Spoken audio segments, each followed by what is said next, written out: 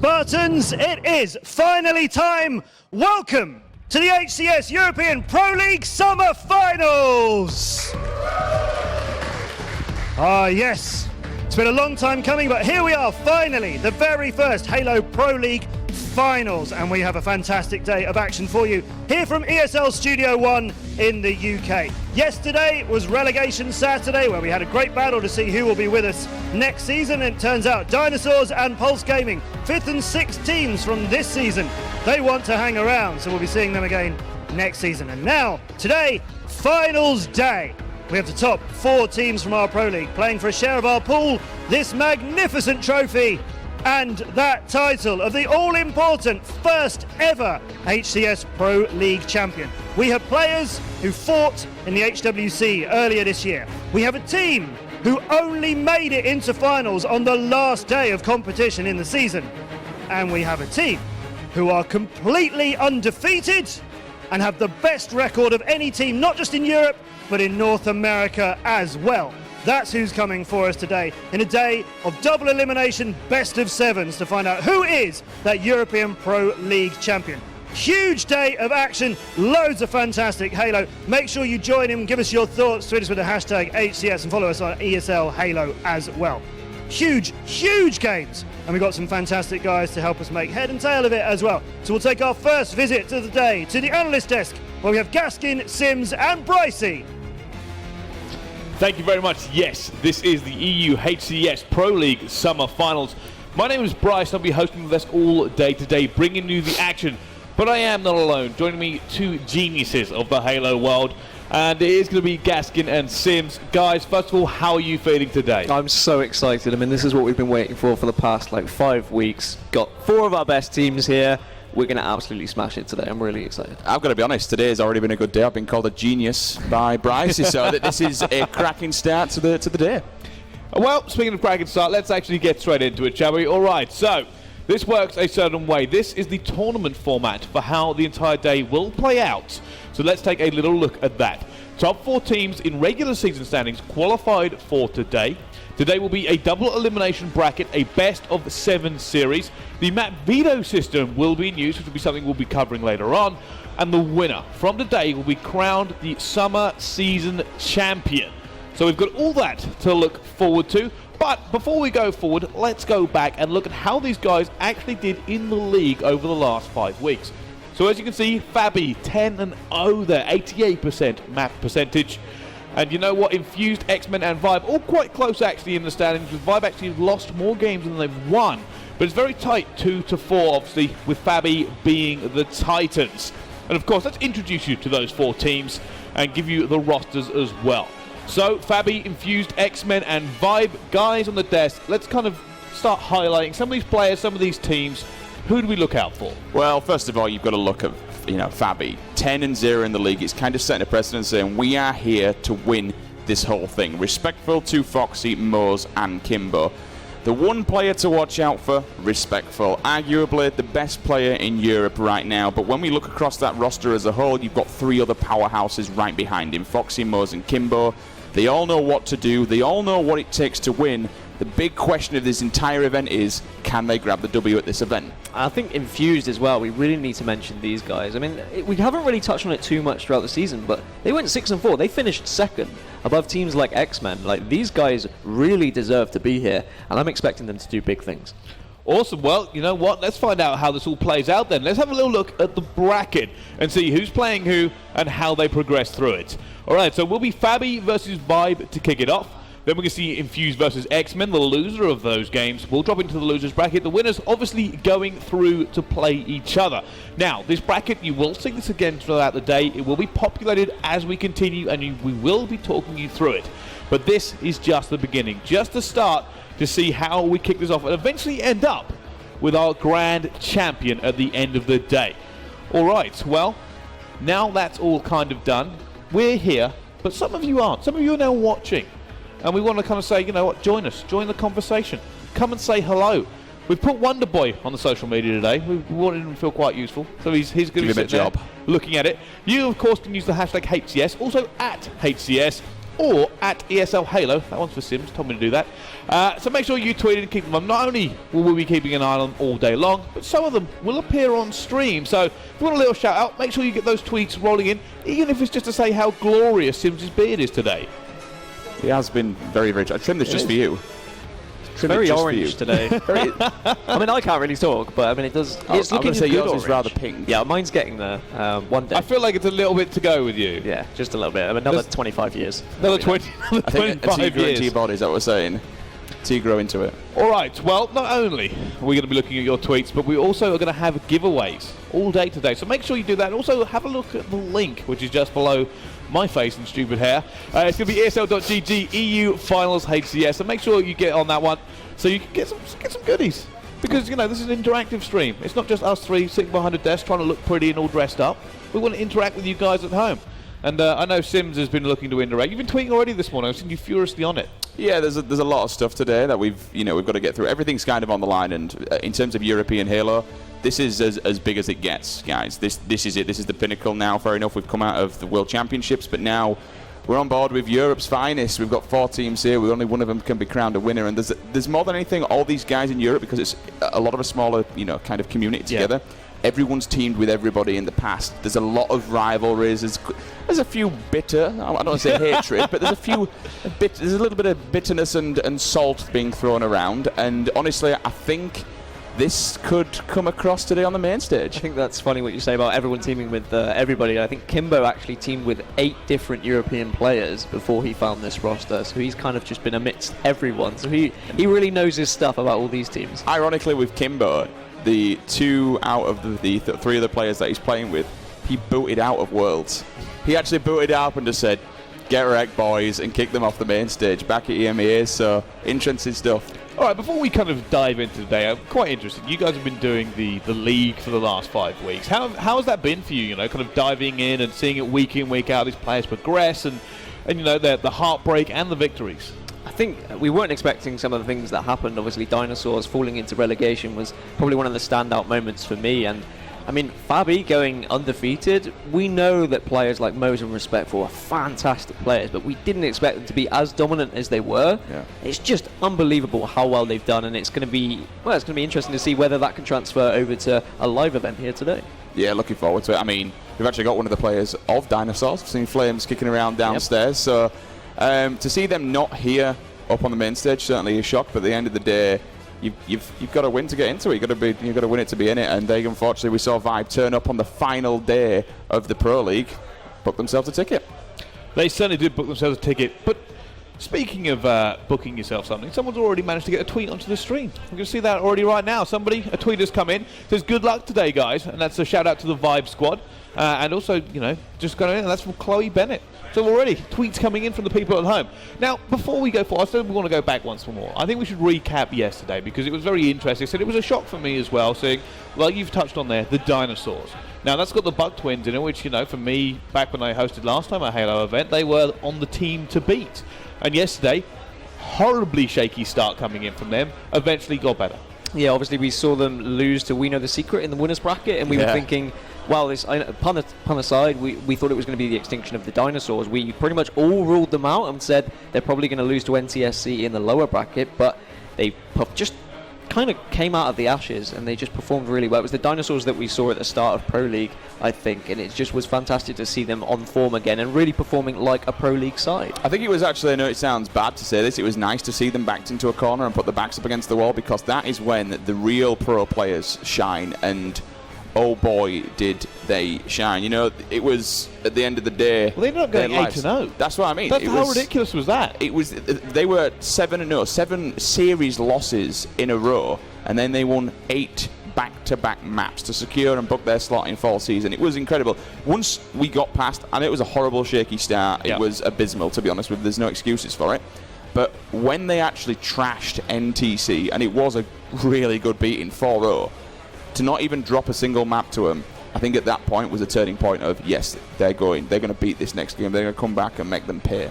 It was probably also a little bit of kind of a redemption from them, because briefly, one of the Bucks tweeted me yesterday, and they said, "Oh, you know, we saw some of your analysts, and we were beating on them after that first game. And I think we were justified to kind of beat on them as well." And they kind of went back and went, "Oh, hold on a minute," and sort of flexed and went 8-0. And for a team that has, you know, suffered as much as they have, losing out coming to the finals today by a narrow margin, losing to begin with, there's been a lot of doubt around that team. Obviously, it's a massive fall from grace. So for them to finally just kind of shake off the cobwebs and just batter 2 teams to get it back into the Pro League, surely that must be a little bit of a vindication from them that they've still got it.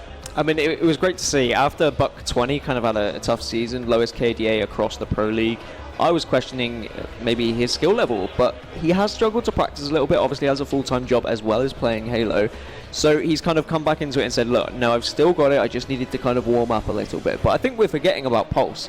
I mean, that's another team that stayed in Pro League, and they actually looked sublime. Not only did they beat their French compadres, but they also absolutely smashed We Know the Secret in winners bracket. Yeah, they did a fantastic job, but I kind of want to go back on what you touched on about the Dinosaurs. The one thing we forget about all those guys is they've all got full-time jobs. Yeah. They all work long hours. And, you know, when you can't put that much time in as some people can, it's definitely a detriment to your gameplay. And to be working full-time jobs like they do and working some pretty long hours to come in and do what they did yesterday, fantastic work, and without question, top 6 European team by far. Well, I think that's enough recapping yesterday, actually. We are now going to move forward into today's game. It's going to be Fabby versus Vibe. But before I let these two kind of break it all down for you, I think it's time we met the teams.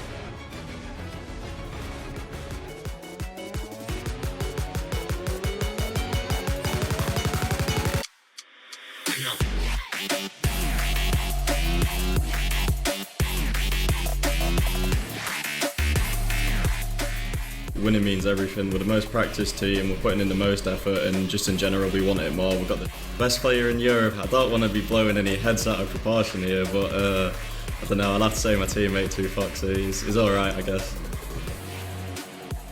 What sets our team apart from the others is we have 4 of the 5 best players in Europe individually on one team. I feel other teams just can't keep up with the individual talent that this roster has, and I think that is a defining factor in why they are so dominant.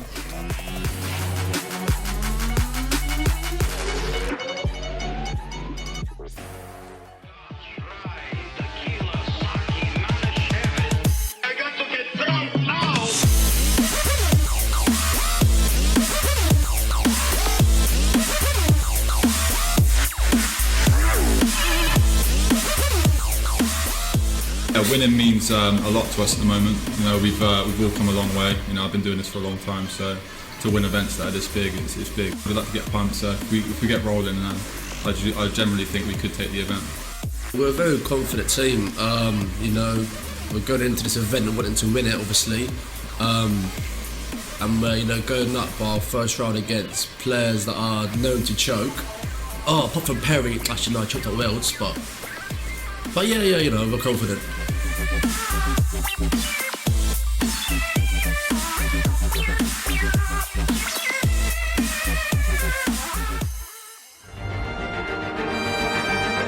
Welcome to the arena, Fabby and Vibe.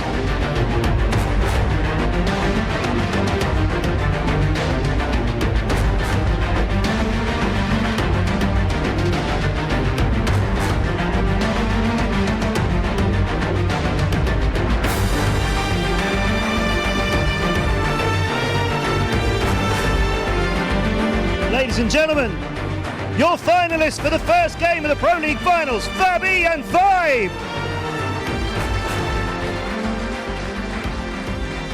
Yes, finally, we're going to get our Halo action on. Gentlemen, go to your seats, but we'll have a little chat with Respectful and Snaky. Come on up, here we are. Yes. Respectful. Yeah. Coming into a Pro League Finals with a record 10-0, undefeated, against all of these teams, you lost a map or two along the way. We won't talk about that, that didn't happen, but that wasn't against any of the teams you're playing today. You couldn't really be in a better position coming into a finals, right? Yeah, I mean, it's great. We're just going to prove transition online to LAN. We're just going to take this. It's going to be solid. It's going to be good, man. Can't wait. Hello, Snaky. 4-6 for you guys. 4 wins, 6 losses. That that's not, how you would have liked to have started the season and seen yourselves at finals. And you only got in on that last day of action. But we've seen from the VT as well, you guys are thrilled to be here. You are not just here to make up the numbers. Yeah, definitely. I mean, like, we're 4-6, it's not ideal, but at the end of the day, yeah, obviously he knows why. But at the end of the day, we've got to the event, and yeah, we're on land now, innit? So we can try to smash it. Yeah. That's what we want to see. We want to see you guys smash it. We're going to bring it today. You, however, live events, major things like this, it's about time you won one, isn't it? I guess so. I'll have to prove it today then, won't I, boys? That's what I'm going to do. That's what's going to happen, so... You've come into these finals with the best KDA of anybody in the EU Pro League, so you're in a good spot. Your team are in a good spot. Should we just give you the big W and the trophy now? I can do, mate. I mean, it's just going to be a free series anyway, so yeah. You're just going to walk this thing all the way through to the winner's bracket, have a little rest along the way. It's easy peasy. Well, obviously there's going to be good games. All the players are really talented and everything, but at the end of the day, I think we're going to take it. So. You've got to come into this thinking you're going to take it. You guys, though, like I say, you're not here to make up the numbers. We're going to have some fun. Yeah, definitely. I've got more experienced players on my team, players that's won events, players that don't choke. So I should be good. You played with some of these boys as well, of course. So that's an advantage, do you think, coming into a finals against them? I wouldn't say an advantage. They're all good players. I mean, like, obviously they've had their past, but they're really good at this game. I don't want to be a hypocrite because I did team with them. I mean, I did come into the event thinking I was going to win it with them. But yeah, it's no bad blood. I mean, it's all fun and games at the end of the day. Yeah, that's what we love about the Halo community, right? We can have a lot of fun, but we know there's going to be great games, and everybody gets on so well too. What's it like playing against a team with one of your guys in it, ex-guys in it? I don't know, it's really fun because obviously when I was teaming with Arkel Snakey, he kind of knows our playstyle and everything, so it's good to see what he knows so we can counteract it so he doesn't think, oh yeah, we know everything they're going to do, because they don't. But I don't know, man, I just enjoy the game, just can't wait to play. So you haven't like drastically changed your strategies or thrown the playbook out the window in case he's leaked it? Well, no, I mean, you're going to keep strategies the same, you're going to change them up as well. It's just literally, the meta keeps changing all the time, so you're just going to keep going with it. Right, well, we've got a fantastic best of 7 to start things off. I'm going to dare to suggest we shake hands, which I know you're going to do because there's a lot of love here. Right, guys, go and get ready with your team. So there we go. The first match of the EU Pro League Finals. Our number 1 seed against our number 4. Fabby against Vibe. Ricey. Let's tear this one down and see what maps we're going to be playing on and how all this action is going to come to you. Thank you very much. Well, let's get this one underway. A little bit of fire there coming in from the interviews from both players on stage. And, oh yes, the intros were superb. All right, guys, so let's get your initial impressions of this one, because from the outside, it does look a little bit like a Titan against a Minnow. I think Snakey had it right. I mean, some of these players on Fabby are kind of known for not performing particularly well at live events, but this is the event for them to prove everybody wrong. They've had a fantastic season, 10-0. I do really think this is going to be a David versus Goliath kind of match. There is definitely a level of pressure on them. Again, we've said this through the entirety of the Pro League. These guys are known to choke on LAN. You know, these guys are known to not show up at events. You even heard in the Vibe VTs, there were a bit of a couple of shots fired here and there, but yeah, definitely on the opposing side of Vibe, they have the experience and they have the event-winning, form in them. They've knocked them out. Remember before, we've got Septic on one side. He knocked Respectful out back at the Battle of Europe and went to America. We've seen this kind of all rolls around about the European scene. People switching up, people teaming with each other. But yeah, it's I don't think it's Goliath versus a Lion in any way, shape or form. I definitely think it's going to be a hard mountain to climb for Vibe. But they are professional players, they're event winners, and they are very, very good players. I just think that the main thing for Fabby is just to kind of keep in their own heads and not listen to any trash talk or any words coming from the other team, because their Vibe are going to be very loud. We know that. I think everybody knows that. There's a certain name. They've got Baxter as a coach, and he's been known for being very loud. I think it's a lot of pressure on Fabby, right? I mean, you haven't lost a game all season long. You're coming here now. The other team has already accused you of choking a few times. So in their mental state, right, for me, it has to be a good start for Fabby. I think if they don't have a good start, then everything that everyone's been saying and all the stuff that, the own self-doubt that could come to the surface could really start to play on their mind. Yeah, an early start will definitely do them a lot of favours, but I think they brought in Foxy to kind of have that player that is capable of dealing with that pressure, and he's going to be looking at his teammates saying, look, don't listen to them, you're all fantastic players, just do what we did online. Yeah, without question. I mean, I want to say that there's a level of pressure on them, because there is at the end of the day. There's pressure on them to perform at the end of the day. But these guys don't seem it like that. I mean, you've heard respect for themselves. I'm the best in Europe. I think one of my teammates is the best in Europe. I think they kind of cope with it well. They're very calm and collected for how much is actually on the line for these boys. Because, let's be honest, this event is theirs to throw away. Yeah, I think that's pretty much the story of this so far. And I think it's matching up now. Fabby, a lot of people would be saying this is their event to lose. Everybody else, outside of them, 2 to 4, are pretty close in the running. But let's kind of cover these teams one by one in a little bit more detail then. Let's jump on board with Fabby first of all. And Gaskin, tell me what you know about these guys, their history, what to look out for. Well, I mean, just as the graphic says there, they've been unbeaten throughout regular season, yet to drop a game. I think that's the important thing versus any of the 3 teams that are joining them at finals. Obviously, you've got the experience there. We didn't mention Kimbo. He attended the HWC finals as well.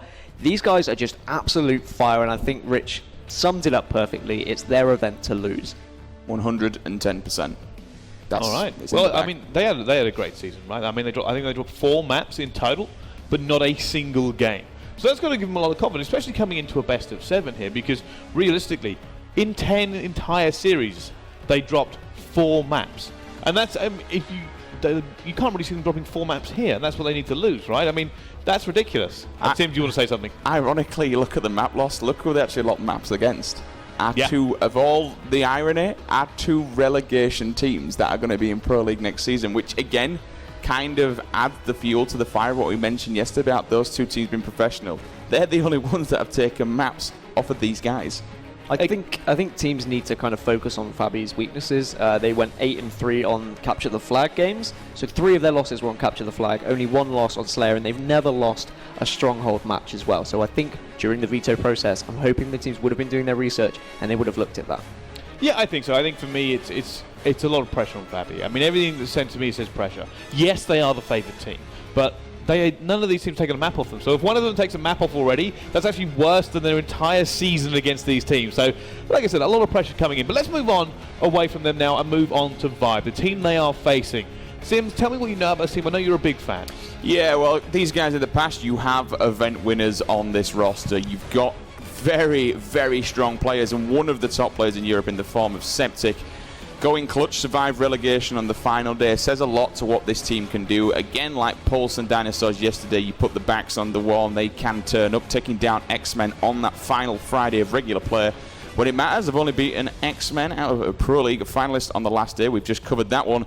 An experience features 3 members of the XL squad that attended Halo World Championship finals. So when Snakey was actually dropped during the transfer period, he joined this roster. And then it became a trio. Again, it was actually the XL one. You stick Septic on there.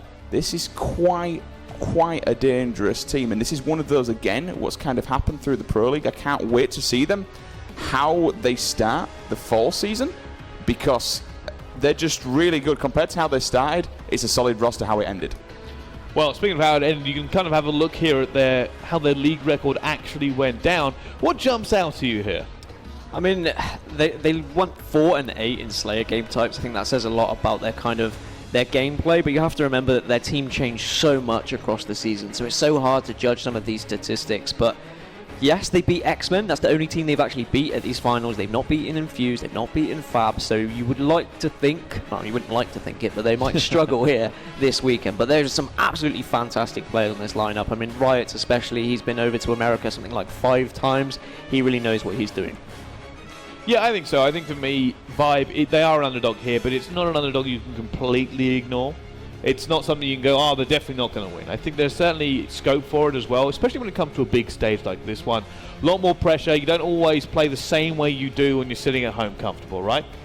Yeah, and all 4 of these players have been over to the States, so experience should be there shining through, and there should be no pressure for these guys. I mean, I think Septic was the only player to compete in HCS Season 1 and 2 under Vibe and Reality Check from Europe, so a lot of experience there for him as well. So it was great to see Septic because he retired from Halo, didn't he? Yeah. And then he came back to this squad and he's kind of brought them out of the depths of relegation. The one thing to note about Septic as well, he's teamed in the past few years, he's teamed with, I know it was only for one event, Flame Sword and Enabled, he teamed together for that and claimed victory with Jimbo. And he's also teamed with Ninja when he went to an EGL event, he claimed victory in that one with them. But he's also then, as you mentioned, been over to America, teamed with Reality Check. He's got this American experience. He's learned the aggression and play style. And honestly, this is how I can only say, apart from natural talent, he's been out of the scene, fair enough, for a couple of months. And Halo 5 is very much, if you take a week off of Halo 5, your skill and shot dips. It flies out of the window. It's a constant. You've got to really grind this game to be good at it. So to come back after a break and to be god tier, what Septic is, credit where credit's due. All right, a lot of pressure on the Septic as well then. Like I said, if he's going to need his team to win, he's going to have to step up. So it'd be interesting to see actually how he does play into this one, because it's not an easy team to play against. Even God players, when you're playing against 4 other players, it's very difficult to always kind of shine in that sort of scenario. But I'll tell you what we're going to do now. Let's take a little look at how this game is going to play out. Let's look at the vetoes and see exactly how these teams are going to play. So, as you can see, Colosseum, Fathom and Stasis have been taken away. Truth is going to be what we're playing. How do you think this one plays out? So statistically, Fabby, they're 4-1 on this game type throughout Pro League, and Vibe have lost 3 and only won 1. So you'd say it favour Fabby, but Fabby have lost on this game type, so they are beaten. They can bleed. It's one of the games they've dropped. Yeah, one of 4. One of only 4. Again, it's Kimbo. He's the pain in the backside on this map, because he will go top mid. He will literally grab the fuel rod and just drill teams with it. He's one of these players that knows how to use it, not just to use it, but to use it wisely and use it perfectly. And he'll whip to another gun and conserve ammo when he knows he's not going to get the kill. He'll try and make every single shot in that thing count. I think that's what we saw as well when Fabby played Truth. Is you kind of had Kimbo getting the fuel rod, and then you'd have Respectful Emoji running around with swords and battle rifles, and it just did everything. They had all the power weapons. They just controlled the map completely. And yeah, I'm going to be a little bit worried for Vibe here. I really want to see them kind of coming out of the blocks nice and early, trying to get in the faces of Fabby. All right, well, so we're already saying a little bit towards Fabby, but let's take a look at all of the maps now. I think that's probably the best thing to do, and see if we can find any sort of pattern and see how we think this is entirely going to go down. Because to me, I think that kind of dictates here what you really want when you're an undercard team, as Vibe really are. What you need is a good map set towards you, and obviously I think Fabby probably aren't going to be that bothered, but it might be a weakness of theirs because they haven't dropped the map to any of these teams. They might go, oh, we're confident everywhere. They might have weaker maps, but they're not going to be worried about anything. So there might be an opportunity for Vibe to kind of maybe slip in and do something. Yeah, I'd like to think they won't be too overconfident. I just think they need to be careful about how loud Vibe are going to get. I wouldn't be surprised if we're going to hear Vibe's voices through the kind of caster mics when that game goes on, because they're going to get loud, they're going to be proud. If they get one kill on one person, they're going to let them know. They're going to say, look, I just absolutely destroyed you, sit down. Baxter's voice is going to be echoing through this arena. I can absolutely guarantee you it. And if they do take that initial game from them, they're going to be loud, they're going to be proud, and they're going to be letting them know, as you say. Now we can see the full best of 7 series layout. So after this, we're going to be moving into a Plaza Slayer. I mean, the biggest thing I can see from all of these maps is Plaza Slayer, Fabby have never vetoed it, they've never lost it. Vibe, on the other hand, they vetoed it the most at 25%, and they have lost it every single time they've played it. 0-3 their record throughout Pro League. Interesting that we're getting an Empire Strongholds here. This seems to be kind of a map generally that we see avoided quite a lot.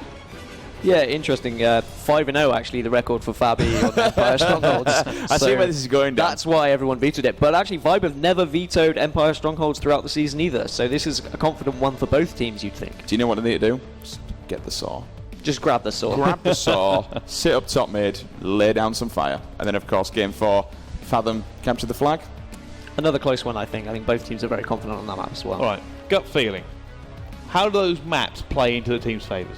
I don't even think maps come into question. I think my gut will just lean towards Fabby every single day of the week. All right, well, let's have the proper predictions then. Let's actually kind of lay it down the line then. So I'm guessing with what you just said, Fabby is where you're going. No, Vibe. No, yeah. Fabby, of course, yeah. 100%. You joining him? Yeah, he took the words out of my mouth. That the maps for me don't make a difference. It's their game. Yeah, I think I have to join you on that. For me, it does seem a little bit of a disparity. Fabby, clearly the team to beat here at this tournament, and obviously it's the 4th seed going up against them, a team that actually lost more in the season than they won. They're going against a team that doesn't even know defeat. Really, you can only call this one way. I mean, Fabby are the only team throughout all of the finalists that have played every single map in Pro League.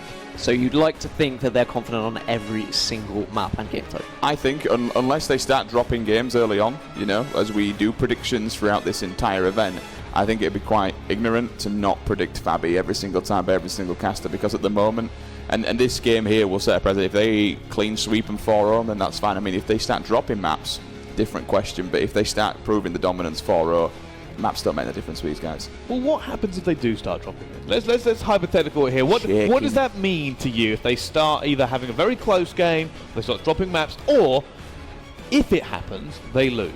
I've seen the heads of a couple of Fabby players drop before. Very famous moments at EMEA regional finals when Dignitas were knocked out. Very sad scenes. I think I actually might have seen some real life tears. But these guys now, they've grown up, they've showed the passion, the desire to get back into the scene, to get back on top. I think that they can overcome these things. If they drop a map, they'll just be like, yeah, whatever, we're still the better team. EMEA finals was a good thing to these guys because it actually opened a door and really showed them what it means to them and how much this means to win and really how much they want this. I mean, we were going into EMEAs and we were like, yeah, these could possibly win this. They're your top, 2 or 3 team. They have a chance to pip in the team there. But I mean, to answer your question, Bryce, if these guys start to lose maps early on, I am concerned about this whole tilt factor. I mean, don't get me wrong, they've got Foxy on there and Kimbo, 2 players who know how to handle that pressure, who deal with it very, very well.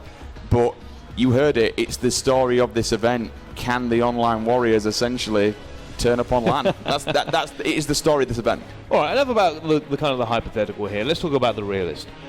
Keys to victory for both these teams. What do Fabby need to do to make sure they secure this victory? Well, I think I mentioned it earlier. One of the key factors is just kind of getting away from all that noise of Vibe. I think you've just got to be worried about that. Just keep into your own heads. Maybe have your coach behind. Havoc should just be saying, look, just don't listen to what they say. He should be kind of drilling in their ear, giving them confidence booster. Okay, what about Vibe then? In terms of Vibe, especially when you're going into a map one like Truth, you want to hit them hard and you want to hit them fast. You want to take this initial game off them, no problems. Control the battle rifle, control the carbine, keep the sword, and keep the fuel rod. It's easy for me to sit here and say this, but keep every weapon from this team because this is a team that will, whatever's on the map, it'll be, even if they're not using it, they'll keep it, they'll hoard it, they'll shove it in the back pockets. They've got to control this and not give them any chance, give them nothing. Just leave them with the magnums and the ARs, push them back, and you've just got to throttle them. All right, fair enough. Well, we've kind of laid it all down for everyone at home. It is time to kick this off, though. Fabby versus Vibe, brought to you by 2 wonderful casting friends of mine. It's Wonderboy and Onset. Thank you very much, gentlemen. Welcome to the caster's desk. My name is Onset, and joining me, my partner in crime, Harry Channon, Wonderboy. So excited to have you here, and we are both so excited. The EU Summer Finals is finally here for the Pro League, and Game 1's just moments away. Exactly. I mean, the whole season has led up to this one moment in time. We're here at Finals. Everyone's here. It doesn't matter about regular season now. You're in, you're here. Let's play the game. Let's win all these best of sevens and let's take home the crown. And I think what we're about to see here are probably some of the most important games we will see the whole weekend. Yeah. If Fabby can get off to a fantastic start here and assert their dominance, this could be, everyone keeps saying it's their tournament to lose. But on the flip side of that, Vibe, if they take a couple of these first games, that's going to set everyone on alert. Yeah, most certainly. And Vibe, they have a lot of experience on that squad, right? We talk about Vibe so many times. 3 out of the 4 of that squad went to Halo WC this year. And of course we have Septic in there as well, who probably should have gone with that Dignitas roster that didn't do so well at EMEA. So a talent-packed Vibe roster, but Fabby, man, you can't just discard that 10-0 record. Best out of both of the Pro Leagues, both NA and Europe as well. I mean, 10-0, like that's no joke. That's insane, how can you bet against a team that goes 10-0, undefeated, only drops, 4 maps the entire season? The entire series. I think they're also the only team to have a 30 map winning record out of both Pro Leagues, and you have to remember the EU Pro League only has 6 teams in comparison to NA. So that's pretty insane. Yeah, they play more weeks as well. They play more games because they have more teams. So a very cool statistic there from Fabby. Yeah, but like I say, Mark, Fabby, you cannot just completely disregard their record. I mean, 10-0 is fantastic. Yeah, absolutely insane. As we look across to the Vibe side, though, everyone's talking about Fabby. Vibe, after that little transfer period halfway through the season, they pick up Snakey from Fab E, and that lit a fire under this squad. You cannot discount any of these players, and it is such a solid lineup. And to be honest with you, now that we're here at the live setting, it would not surprise me to see Vibe finding their way through the bracket. No, certainly not. I mean, they did just squeak in on the very last day. they beat X-Men to get here today, and just look at how relaxed they all are. I mean, with the veteran behind the backs of their coach, he's all smiles. The entire Vibe roster, to be honest with you, I mean, I think we saw Riots on the end there. He was just lounging. He was straight lounging, just back in his chair, just loving life. I mean, he's been here so many times on like a main stage, a massive show like this. He's ready for it, and of course, with a veteran voice behind you like Baxter, I mean, he's going to get you pumped, but he's also going to, give some of that inside, insight. That's an interesting kind of combination of words right there. Try saying it 5 times fast, Mark. It's not really useful. But anyway, Baxter behind you, keeping you calm. Well, I was about to say keeping you calm. He's going to keep you pumped. He's going to be screaming at the other team, I hope. It's going to be good to watch this game, I think. Yeah, and we've got to give some love to the Fabby coach as well. Havoc, obviously, he decided to leave. We know the secret who we saw yesterday in the AM bracket. So he's come in here, he's decided to coach this team, showing total confidence in them, and I think he's definitely going to add a layer of sort of strength to their team as far as any insults that might flash their way, etc. He's going to be the one to deal with the brunt of that. Just look at Rights right now. I mean, he's straight lounging, man. Look at that guy. guy. Back he is in his chair. He's loving life. But you're right. Havoc adds a lot to that Fabby squad, but he's very loud as well. He's a very loud coach, but this Fabby squad is just so fantastic. They're so well drilled. I mean, the addition with 2 Foxy, obviously, there's a lot of bad blood. We saw in the preamble, we saw in the analyst desk, they were talking about, hey, Snakey was swapped out for 2 Foxy. We all had questions halfway through the season. How's 2 Foxy going to fit in this team? I honestly think he's been a fantastic addition. I was very skeptical at first, but he's honestly has made this team like really just really well drilled now. I mean, they were fantastic before with Snakey, but you see there, look at these records right here. 88% capture the flag record. I'm pretty sure some of these statistics may not be entirely correct based off my ones, but you know what? I'm gonna trust these. Mark. But I mean, just look at these win percentages against other Pro League teams. Absolutely fantastic. I mean, these guys only dropped 4 games the entire season, so a really interesting roster right here. Very interesting, but you said they only dropped 4 games, and something that was alluded to on the analyst desk by Sims, I believe. One of the games they did drop was Capture the Flag Truth, which is going to be the first game here. Do you think that will play on their minds going into this first game? Yeah, maybe. I mean, 3 out of the 4 maps they've dropped all season have been on Capture the Flag. Which is a very telling story. So you got to say, if you're going to have a chance of taking a game off this Fabby squad, it's going to be on a Capture the Flag game. And like you say, around a 19% veto percentage. I think, in fact, the Fabby squad's veto percentage across all the Capture the Flags pretty even, to be honest with you. Like Stasis is the most for them, with 31%, but Truth, a very high percentage as well. High percentage considering the rest of their game type percentages. Yeah, very high percentage veto for them as well. But they do have 4 wins. You talk about the 1 loss on Truth. They have 4 wins. We've seen Kimbo on this map. We've seen Respectful on this map. Kimbo just hounding that camouflage, hounding that fuel rod. That's a deadly combination.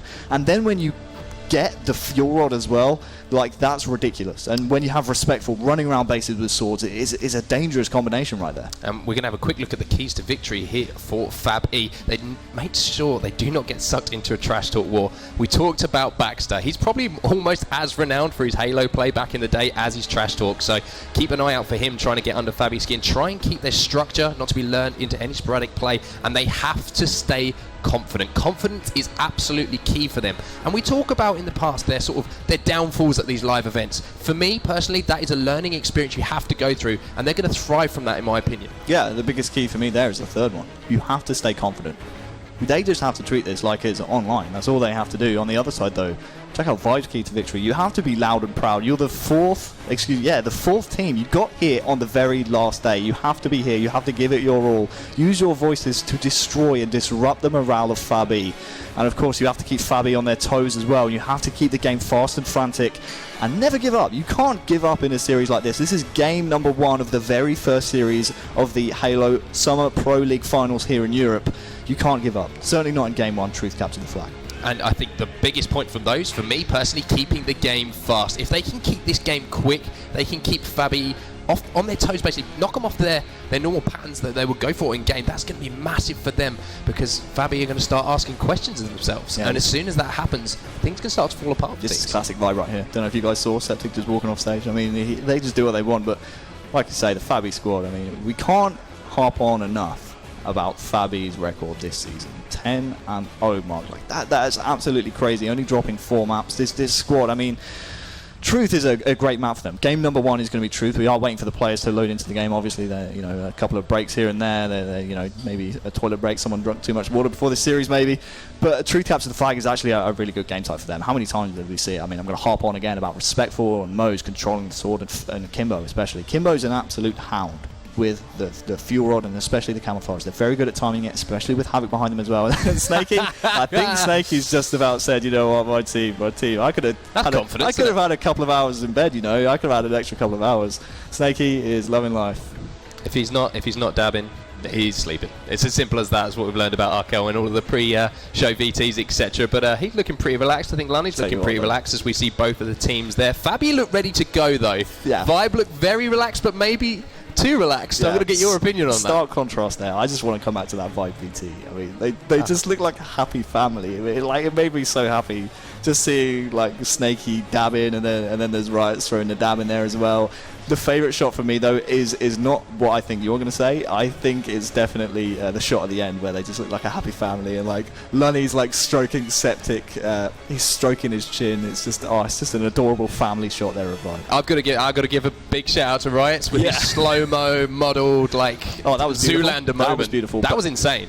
But also when he's being carried by the other 3 members. I think you guys need to know how Robbie's tall struggling. Riots actually is. And he's heavy. He's actually really heavy as well. I think he used to be a boxer. He was like an amateur boxer. So he packs on some serious pounds. And he's a big lad as well, like 6'7", 6'8", something like that. He's a big guy. So very, very fair play there to the other 3 Vibe members able to carry Riots there. Maybe they need to carry him in the game as well, Mark. Oh, we calling him out this early? We haven't even started yet. Just say calm down. Well, as we look at the Fabby side there, again, we talk about the likes of Mo's and Respectful Kimbo. They picked up one of the most winning players in the whole of European Halo in 2Foxy, and he is going under in my opinion, for a player like 2Foxy, he's going under the radar a little bit on this squad. Does that show how good this Fabby side is? Yeah, I think so. And 2Foxy for me is probably one of my top 5 players and has been there since the start of Halo 2 Anniversary, kind of since the end of Halo 4 in my opinion. 2Foxy has just been an absolute dominant force. I mean, every single event he steps up, he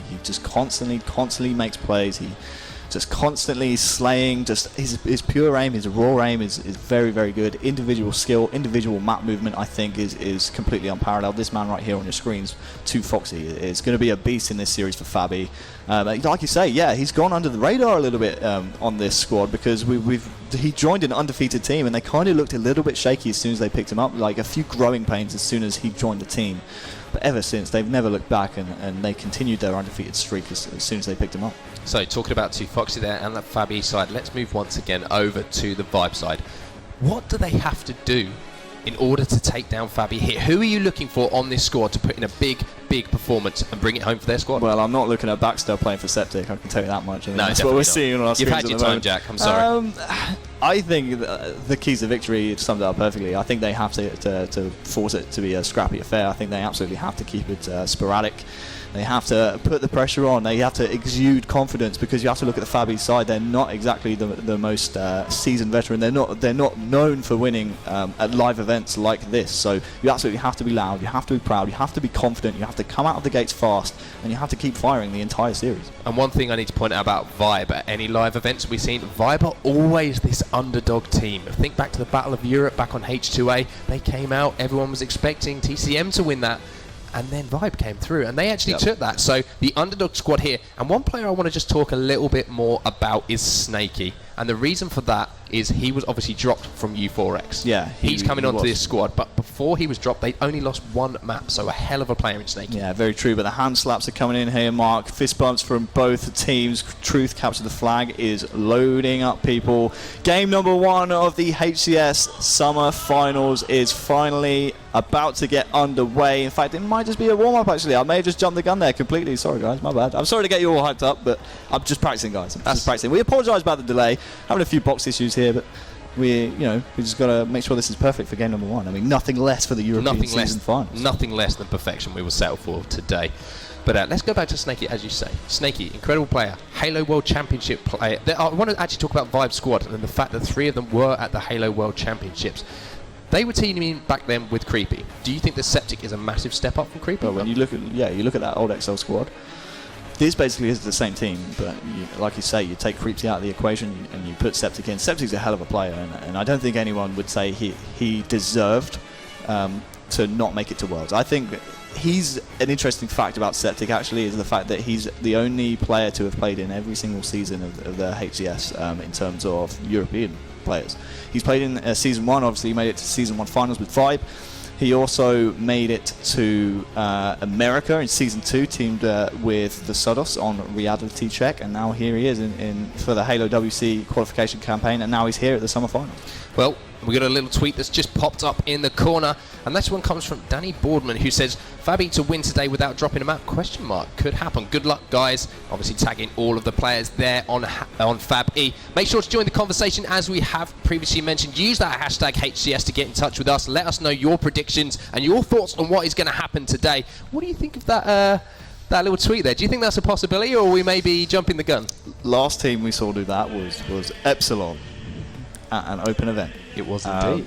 Competition here, a little bit more stiff, I think. Can Fabby go completely undefeated? I'm not too sure about that. I think the competition here is way too fierce. I mean, we were contacted by a couple of media sites asking for our predictions and stuff, and I genuinely couldn't call it. I think this is the first European event I've ever been to where every single team can take games off every single team. But anyway, looks like we're loading into the game. Capture the flag on Truth is about to get underway, people. Make some noise in the crowd. Let us know you're here. Use that hashtag HCS on Twitter. Capture the flag on Truth is going to be game number 1 of the European HCS Summer Pro League Finals. Yes, it is indeed. So game 1 finally getting underway. The first game that we are bringing you, Fabby versus Vibe. Both of the teams going to be fighting out. This is game number 1 of the best of 7 series. And Harry, I really want to know who you want to start this one off with. Yeah, I think it's got to be Mose in my opinion. He's the top player from Europe in the fantasy stats. He has the most fantasy points throughout all of the European Pro League. He was top boarding and everything. And I think a ridiculous stat out of Fabby is that they had 4 out of the top 6 fantasy players. So it looks like we are just soon about to get underway. Capture the flag Truth. The team's still not quite ready. We jumped the gun again, Mark. We're just so excited to get into this game. We want to see some Halo. Come on now.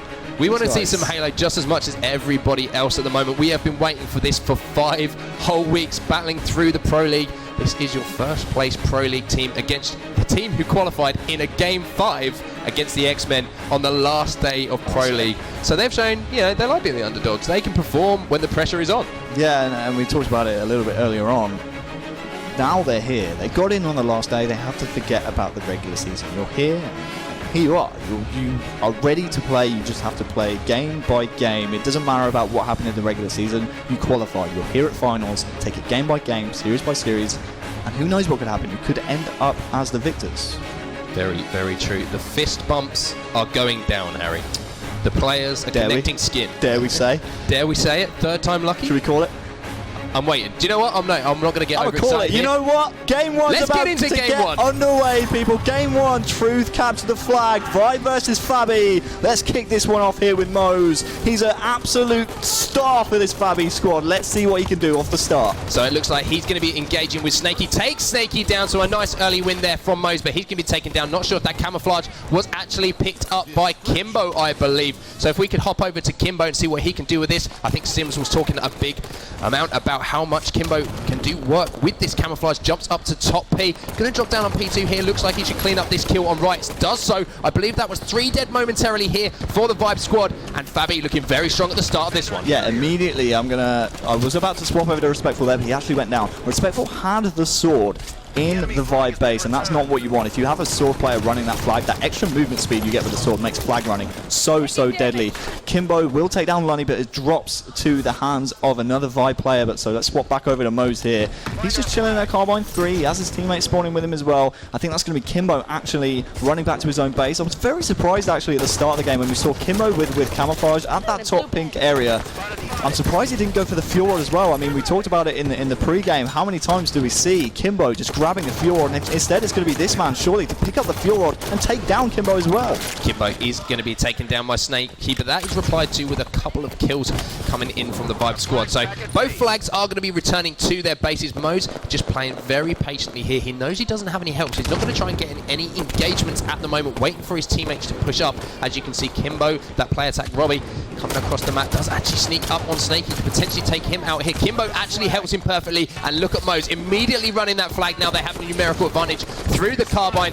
If he can get this one just across the map here into the base, this looked like it could be the first flag on the board for Fabby. Just needs to regain his shields, little stutter step, in it goes, 1-0 to Team Fabby. Yeah, Fabby continuing their fantastic online performance, and here they are at the Semifinals, and Mo's is going in. This is why we talk about this guy so much. Great performance in the first 2 minutes out of this Fabby squad, a flag cap on the board, and here you go. I mean, it's just Fabby dominance as we expected here, Mark. Mo's will get in an engagement. He also had Kimbo to back him up during that flag run, but Respect with a nice double kill. Riots is going to be the last alive here momentarily on the 5 sides. We swap over to him, but again, it's Mo's. It's this man right here. He's taking players down left, right and centre, almost takes down another one. That was some insane bait and switch, and we saw that as they were pushing that pink tower. But look, once again, Kimbo has managed to secure his second camouflage, and he has the fuel rod. Can he hit these shots on Septic? If he does, that's going to be huge. That's going to be 2v2. Another player is in front of him here, right? Smartly backs up and stays alive. He will want to make sure he can use this camo to its full effectiveness. Fantastic play from Kimbo there, but he is actually going to be stuck by Lunny and taken down. Yeah, Lunny himself has actually just picked up 2 players right there. So 2 kills on the board. I was going to say that's absolutely worst case scenario if you're the Vibe side. You've let Kimbo get 2 camos back to back. Now he's going to know the timings. He's going to know how this is going to work. So there you go. Lunny taking down Kimbo. Good play right there from him. He will go down in the end though. Here's 2Foxy on the Fabby side. We talk about him a lot. He's one of the key players here for Fabby. Came into the squad halfway through the season, and he's just never looked back. He's looked fantastic. Yeah, 2Foxy, a player that has somehow got under the radar despite being ranked in pretty much every single player's top 5 in Europe. As we are actually going to stick with him through the death screen here and see what he can do. It's actually 2Foxy coming off the respawn, going to get that top as we jump into observer mode so we can see exactly what's going on with every single player on the map at the moment. 2Foxy deciding to push to top mid at the moment. 2 of his teammates do go down, but good defensive stance here from 2Foxy, going to potentially get in a 1v1 engagement here with Riots, but Riots does get that help from Lunny to take him down. So 2Foxy's going to go down as we see a push coming in from Team Vibe now on the Fab E base. Yeah, important part of the game right here, Mark. You've got to watch out for Kimbo. He's going to know exactly when that camouflage is coming up. The new fuel rod's up, which means the camouflage is up soon. At the moment, we're on board with Mo's and 2Foxy there, playing a little bit of bait and switch. I want to swap over to Kimbo right here because he's the man who knows the exact timing on the camouflage. In fact, I think it's going to be maybe Respectful who's in best position to get that camouflage. But again, look at the Fabby squad. There's Respectful, there's Mo's, and here's Kimbo on your screens right now, all rotating to the pink side of the map. They know that camouflage is coming up next, and that's what they're rotating for. And I think Septic actually did manage to steal that one, but he is going to be lit up by Kimbo. But Lunny comes in, makes sure to keep Septic alive. That was a big kill with that fuel rod because now Septic is going to have control of the camouflage, pushing into pink 2, and Lunny is already moving this flag across pink 1. Going to be taken down by Kimbo, so it's a very important round of kills coming up here. Kimbo's going to be taken down by Septic. If they can pick up 1 or 2 more kills here, they will have the potential to run this flag. Respectful trying his best to stay alive. Septic takes him down. 2Foxy going to be challenging Septic. Septic with a big double kill here. Looking for the triple on Mo's. Gets the triple kill on Mo with the perfect. Now that flag should be moving towards the base, and this could be tied up 1-1. Fantastic plays by Septic. Yeah, that's a ridiculous, huge play there from Septic, and that's what he brings to this Vibe squad. They got to keep it loud. That's exactly what just happened. Huge triple there from Septic, but unfortunately I believe the flag is currently out on the Vibe side. I'm looking, is Lunny trying to return it, and there you go, the flag's on the board. Let's swap back over to Septic. Fan favourites here in the house. Vibe, they tie up the game 1-1. Incredible plays from Septic. We talked about him being the sort of playmaker for this squad there, and that is exactly why he can be called that. He picks up that huge triple kill, out-shooting Mo's there for the triple and the flag cap, so fantastic stuff. And look at this man go. Rob Singleton is on an absolute tear at the moment. That's 2 dead now for Fab E, and I love what I'm seeing from Septic here, immediately putting the pressure on their base. Going to be in another 1v1 with 2Foxy. The help comes in from Snakey. Kimbo, the last 2 players alive here, are going to be behind. Kimbo picks up a big double kill here. Brandon, that's going to be Respectful, trying to hop on that return. So although some big kills come in, it's going to be down to Riots to try and protect this flag and potentially keep the pool going. Yeah, you're not wrong. Riots there, kind of stuck between a rock and a hard place. Unfortunate for him. Looks like we are still on the point of view of Riot. We're actually going to stick with him off the respawn. We haven't really seen much out of Riot so far this game. I'm hearing Baxter all the way down there on the stage. He's just screaming nice every single perfect kill. It was Lunny that time.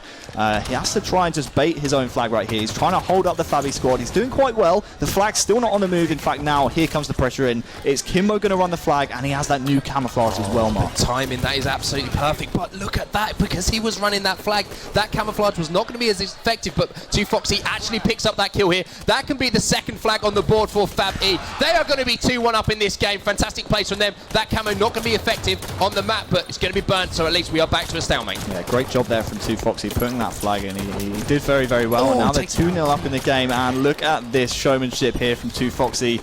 It's a great job. I want to swap over to Kimbo right here. In fact, he goes down, so let's go back over to 2Foxy. I was going to say Kimbo already in the Vibe base. He also has a teammate there actually just keeping alive on the bubble, blocking some spawns. I want to swap over to Respectful here.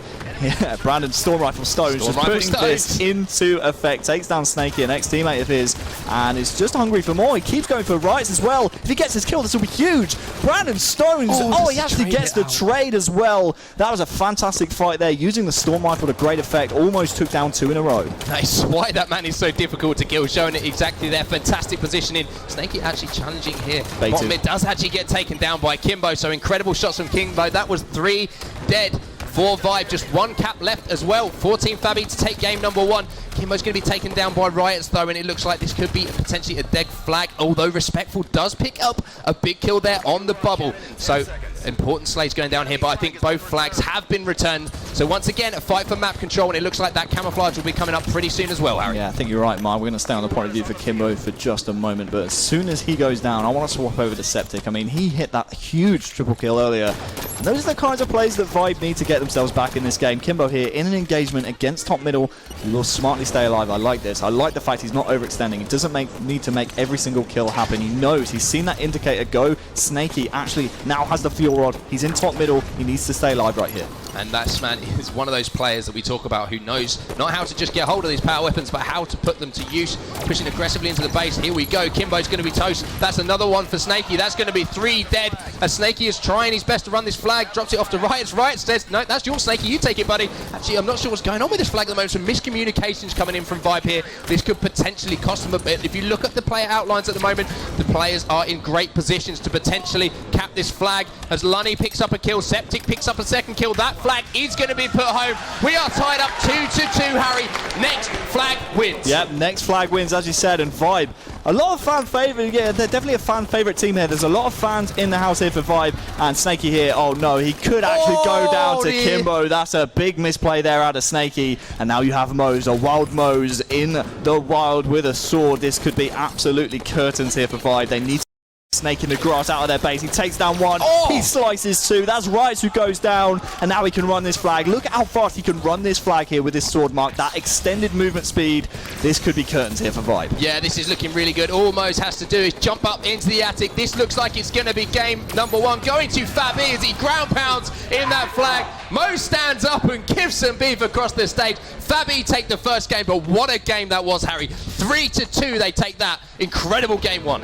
Most certainly. They are continuing their performance from the online regular season. Fabby taking game number 1. A lot closer than we thought, though, Mark. We were expecting that to be kind of a stomp in terms of Fabby. But we said, Vibe, they're here now. They're in this tournament. They're ready to play. And, you know, they're here. I think that's, you know, turned a lot of heads here in the arena. Here in the studio in Leicester, I feel like a lot of people now are going to be taking note of Vibe. They're certainly here to play. Yeah, absolutely, and definitely the crowd seem to be getting behind that Vibe squad as well. A lot of fan, as you say, seems to be a real fan favourite team here. They do lose that first game, but very, very narrowly. So they're not going to be too disappointed there. But one player in particular stands out for me from that game, Harry, and that was that triple kill from Septic. Yeah, huge play, and a huge player to do it as well. We've always known Rob as like a big game player. Septic is just the kind of player to pull out those kind of plays, and it really galvanised his team. I mean, they went 2-1 down in the game. I'm pretty sure it was when they were 1-0 down in the game. He made that play, and it was huge. It was absolutely huge. Well, let's quickly talk about the vetoes for game 2, Harry. I'm not sure if we actually have those available yet, but CTF, you just felt that was Vibe's chance in that game, as we said. But it'll be interesting to see what game we're actually going to be playing next. I believe it is going to be Plaza Slayer. So let's get your views on this one, Harry. How do you see Plaza Slayer go? I see it's definitely a good map for Fabby. Plaza Slayer, they've done very well in the past on this game type. They're actually 3-0 on Plaza Slayer, and they've never vetoed it. They have a 0% veto percentage on... Excuse me, yeah, no, that is right. I'm pretty sure they've never vetoed Plaza Slayer. So that's pretty convincing if you're a Fabby fan, deciding to never ever veto Plaza Slayer. That's impressive stuff. And one player who always seems to be putting on a show for us on that Fabby Sports is that man at the end with his hat on backwards. I'm not sure if he's aware that's on backwards, but Kimbo. Whenever he picks up this sniper rifle on Plaza, he seems to go off. You know, it's weird. I always go in shops and look for hats, but I never find any that do the peaks at the back. Very strange. Like, I don't know. Is there a certain shop he goes to get the peaks at the back? It might be in Germany. Maybe it's a German thing. Who knows? Well, Kimbo, I'm definitely looking forward to seeing what he can do on this map. But Vibe, it's one of those maps, isn't it? You're so close to taking that first game. If you don't close it out, you really can feel the energy sapped from you a little bit. So it's going to be interesting to see how they can come back from that one. Yeah, you have to remember though, if you're Vibe, this is a best of 7 series. There's a lot of games to be played. There's 6 more games now. We're going into game number 2. It's the Slayer. If you can steal a Slayer away from Fabby, then I think they're going to be, okay in the series. They'll tie up the series 1-1, but there's a bit of a problem here. Fabby's Slayer record is 10-1 in the Pro League season. They've dropped 1 map of Slayer, and I think that was to the Dinosaurs. 10-1? Yeah.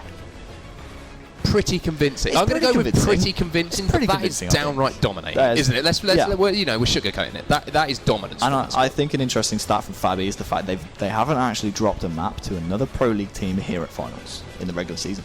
That's very, very true. I mean, it's very difficult to bet against this Fabby Sports squad, and I've got to give testament to that in that first game. As we say, the crowd seemed to be all behind Vibe, but they still managed to make those big plays and pull out that win, and that can only set them up for success as we see them go forward in the series. That's a big confidence boost there for Fabby. I mean, the crowd not necessarily against them, but they were definitely with the other team, and the crowd getting very loud. The other team's coach getting very loud, obviously Baxter for Vibe getting very loud in that game, but they still managed to pull out the win. That's going to be a massive confidence boost for them. I mean, a lot of question marks surrounding Fabby, and you kind of hear those question marks when you're on the team. You're going to say, hey, you know what, a lot of people doubting us. Can we actually do this as we did online? And here they are at the live event. They take game number 1, a very convincing start. So yeah, I think that's a massive confidence boost for Fab Esports. Now, let's go back and talk a little bit about the game we've got coming up. That's going to be Slayer on Plaza. Fab E, so good at holding setups and applying pressure to those spawns when they need to. We talked about one of the keys to victory for Vibe being keeping the games messy and playing aggressively. On a map like Plaza, it can be very, very difficult for them to do. How do you suggest that you would like to see them play this? It is tough to play it messy, but we saw Pulse yesterday in our relegation tournament here in the studio. I mean, we saw them play very, very scrappy against a team that wanted to play a bit more patient, and that allowed them to get themselves back into the Pro League. I think a vital factor on this map, certainly that Pulse did. I think they controlled the rifles a lot. I think that really helped them out. I mean, getting that first power up, yeah, if you burn it, that's okay as well because you'll know the time. But getting those rifles, keeping it scrappy, allowing to shoot cross maps certainly helps you out, and keeping it scrappy in Plaza Slayer right here. Well, this is how the vetoes were decided, Harry. So we see Vibe actually banned the rig. Then Fab E banned Regret Slayer. Then we saw Truth being banned, Fab E then banning Eden, Colosseum being banned, so we ended up on Plaza. What are your thoughts on what we see here on these vetoes? Well, it's interesting for Vibe choosing choosing Plaza, choosing to ban Colosseum over Plaza, because, I mean, look at Fabby's Plaza Slayer record. I mean, it's 3-0.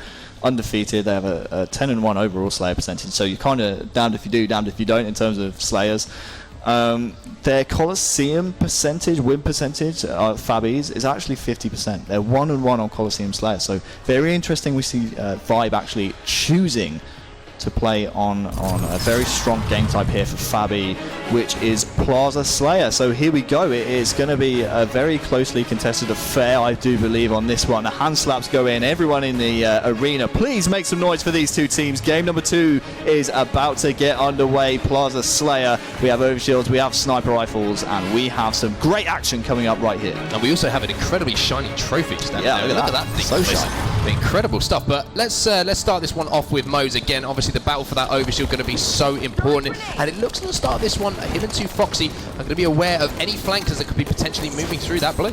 Yeah, I'm looking across the board right here. It's actually going to be Respectful on the Fabby side with the first overshield of the game. He will take down Lunny as well as assisting 2Foxy in taking down Rights right there. And a good start here for Fabby. They're up by 2. They have the overshield. I'm looking across the board. Can't quite see the sniper rifle just yet. In fact, here we go. It's Respectful with both the overshield, which is now down, and the sniper rifle as well. So a very perfect start here for Fabby. They're up by 2 and they have the sniper. 4-for-2 trade in that opening strategy there for Fabby, so fantastic stuff. Respectful going to rotate back into the garage here as we jump into observer mode once again, so we can bring you all of the information for you spectators at home. Respectful here, just sit around on the loop, trying to line this shot up on Snaky. Hits the body shot there, but does not. Actually, Kimbo comes in and immediately finishes that kill, so a fantastic team shot coming in from Fabby here, doubling up already, Harry, the score that we see from Vibe. But of course, we are very, very early on in this map. Yeah, you're not wrong. Just 1 minute into the game, it's already 7-3. Respectful here, still with the sniper rifle in play.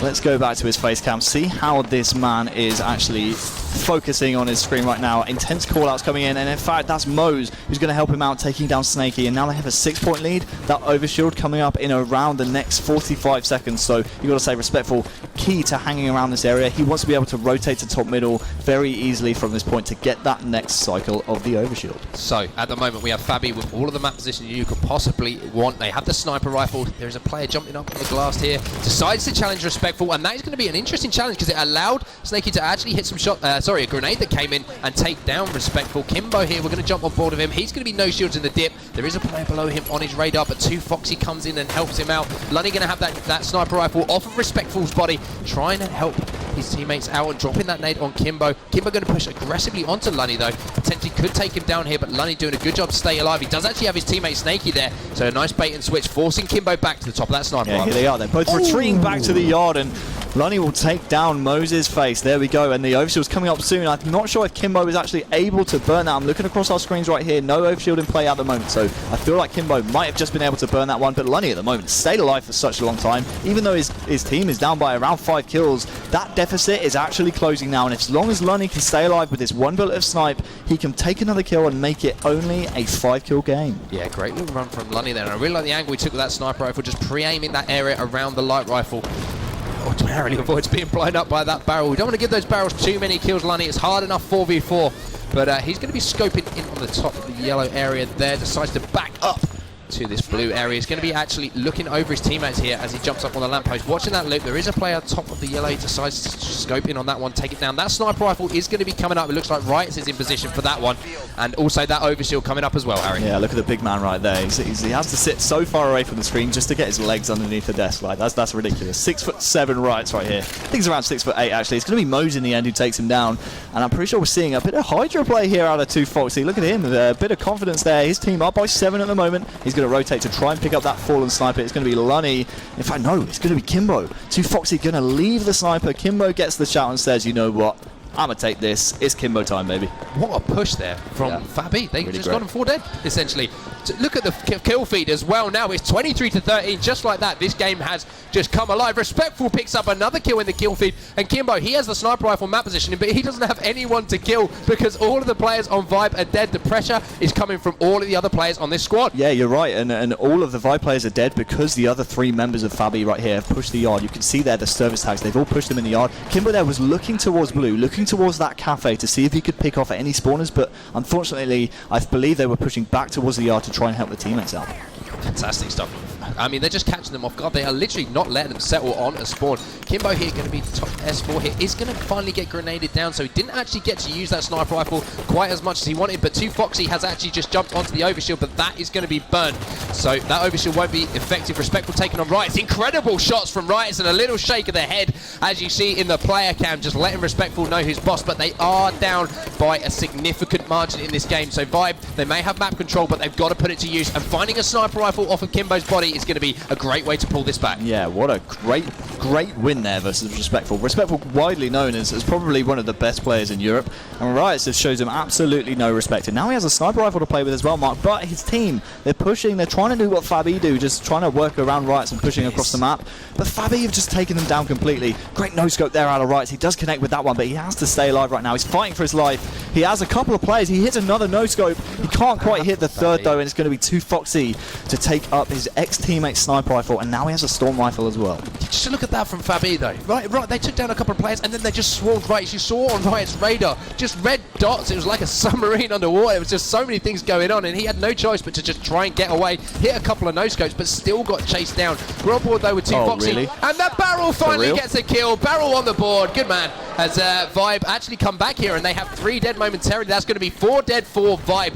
33-22 in favour of the Fab E squad. That sniper rifle and overshield going to be coming up, and the 6-minute mark. We talk about it all the time, Harry, how important that is, specifically on Plaza Slayer. Yeah, you literally took the words out of my mouth. They're down by 11 right now. If they can get the overshield, slay a wave of spawners, that's another 4 kills. If they get the sniper rifle and ping a few heads, that's another 5 or 6 kills. They can get themselves right back in this game, but it all starts with maintaining that sniper rifle control. Septic here, he is going to be the anchor for his team. He's ready for that sniper, and who else on this 5 squad would you want to have the sniper? This man right here can hit some disgusting things, and a bit of a contrast here. We've seen Kimbo, and we've seen Riot trying to hold that nest with the sniper rifle. Septic immediately here is going to rotate around to the cafe, so interesting play, very contrasting plays with the sniper rifles right here. I don't think Septic actually wanted to make that play. It was just once again an incredible push came in from Vibe. That's there Septic hits a nice double kill there. Hits the triple kill headshot for that triple. That's insane. And that is exactly the type of play we expect to see from Septic. That's the second incredible triple kill we have seen in the series. Hits another headshot on Respectful. Septic is on fire right now. Yep. Didn't we say it? Who else do you want with the sniper rifle on this Vibe squad? It's going to be Septic. He's hit like 4 out of 5 shots so far and 4 kills as well. Can't quite connect with that one, but he makes the second one good. That's a hat trick. Good job by Septic so far. Takes off Kimbo's face.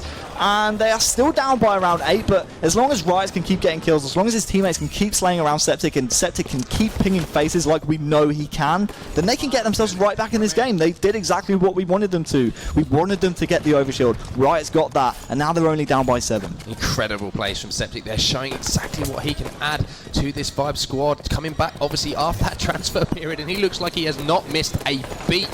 That triple hits another shot from Mose here, and if you're Fabby right now, that score is closing. Just a 6-kill game. You stay out of the crosshairs of Septic because he is not missing right now. He's now scoping, potentially actually rotating, once again, and I like what I'm seeing here. Decided not to stay in one area, rotating to watch different parts of the map and trying to catch Fabby off guard. Yeah, we're going to swap over. That's a frenzy now for Septic. This man has brought his team right back into the game. However, he is shut down in the end, though. We're going to swap over to the Fabby side. Kimbo is going to be the man to try and rotate towards that sniper rifle. But what a run by Septic. How many times have we seen him just ping heads in tournaments? And he's continuing his form here in Halo 5 at the Semifinals. Riot here does have the sniper rifle. Kimbo wants that. He really wants to hunt down Riot with that shot that shut him down. That's ridiculous out of the big man. However, again, you've got to look at the scoreline. Fabby keeping it scrappy. They're up by 8 still. I genuinely nearly fell off my chair there. I went backwards, rolled backwards, nearly fell over. But Riot is showing that basically if every single player on Vibe had a sniper rifle, this would be like 50-0 at the moment because they're just not missing. But again, we talk about how many crazy shots they're hitting. Fabby are doing still such a good job of just picking up these kills that we are seeing off map. And look at this. 2 Foxy has secured this overshield, and Fab E are now just 6 kills away from closing this game out. 2 Foxy has potential to win this game for his team. Find Snaky down on the blue truck, put some shots in on a hit there. Not sure if he's going to be cleaned up. Of course he's going to be cleaned up because the Fab E teamwork is absolutely superb. He's actually going to be taken down by a sneaky play from Riot, though. He's going to be in a 1v1 battle here in the blue yard, and Mose actually wins that one, so just 3 kills away are Fabby from closing this one out. Yeah, great job there out of Riot, taking down the overshield player, but again, I feel like it's a little bit too late. Septic with some great shots there to take down his ex-teammate Mose. But again, look at the scoreline, 47-40. We're going to stay on the point of view of Mose as he closes out this game, 48-40 now. Only 2 kills needed Fabby definitely looking like they're going to keep continuing their online performances here at the Summer Finals. They're looking very sound here so far in games 1 and 2, and it looks like, let's not count Vibe out just yet, but it's looking towards Fabby taking here game number 2. Yeah, if I want to get back to this one, it has to be near perfect Halo, but 2Foxy just picked up the 49th kill there. Saw a player in the driveway. Lunny has managed to secure a sniper rifle for his team, but he's going to be pushed here by 3 players from Fabby. They're going to close the game out, finishing 50-42. Some incredible players, and we are only in game 2 of the weekend so far, Harry. Yeah, absolutely crazy. Absolutely crazy, that game. I mean, those plays by Septic, those shots, absolutely. Yeah, that triple right there was just magical. What a fantastic performance. I mean, he just was ripping face left, right and centre, and unfortunately in the end it wasn't enough, but you got to say, Septic, definitely the star player. We highlighted him before the series for Vibe. He's the star player for them, but again, we keep glossing over it. Fabby taking another game here at the Summer Finals. Yeah, and it was actually 8 sniper rifle kills from Septic in that game, 17 kills from him. But he's respectful, actually led the way for his team with 16 kills, I believe. So incredible performances all round from Fabby. And the one thing that stood out for me massively in that game, the difference between the two teams, when Fabby had that sniper rifle, all of the other 3 players were still picking up kills. Whereas when Vibe had it, it was just that sniper having to pull off crazy plays, and the other players around him were getting taken down by Fabby's team. Yeah, well, we saw when Riots picked up the sniper after, I think it was Kimbo had it for an extended period of the game. When Riots had that sniper, his 3 teammates were trying to do exactly what Fabby did. They were trying to push round to that yard. They were trying to get some kills around Riots, letting Riots play off them. But as soon as they pushed out, all the Fabby players were just like, hold on, Riots is back there with the sniper. He's not going to help you out, boys. We're just going to sandwich you 4-on-3, and that's exactly what happened. Then they were able to collapse on Riots, and yeah, I think it's very telling. It's very telling. Fabby very well drilled in terms of protecting their sniper and pushing out as a cohesive unit, of 3. And we talk about respectful before the series. Potentially the best player in Europe at the moment. His KDA in that game was 8.6. 8.6, that's ridiculous, and we barely saw him. 8.6, that's insane. So respectful, showing that he has turned up to play here. If you're just joining us on the stream as well, use the hashtag HCS to let us know how you think this series is going to go. Fab Esports are currently up 2-0 in this series, and for me, Vibe needs to take this next game. Yeah, I think it's absolutely vital. This is a best of 7, of course, so a lot of Halo potentially still to be played. We could go all the way to a game 7, but like you say, if Vibe want to do that, I think it's very imperative they take this next game. I think going 3-0 down in a best of 7 series is a lot worse than coming back from 2-1 down. I think, obviously, that's pretty obvious right there, Mark. That's just numbers. It's calling it a brick. That's just numbers. But if you're in a series, if you're playing the game, if you're down there on the stage, you have the controller in your hand, your knees weak, palms are sweaty.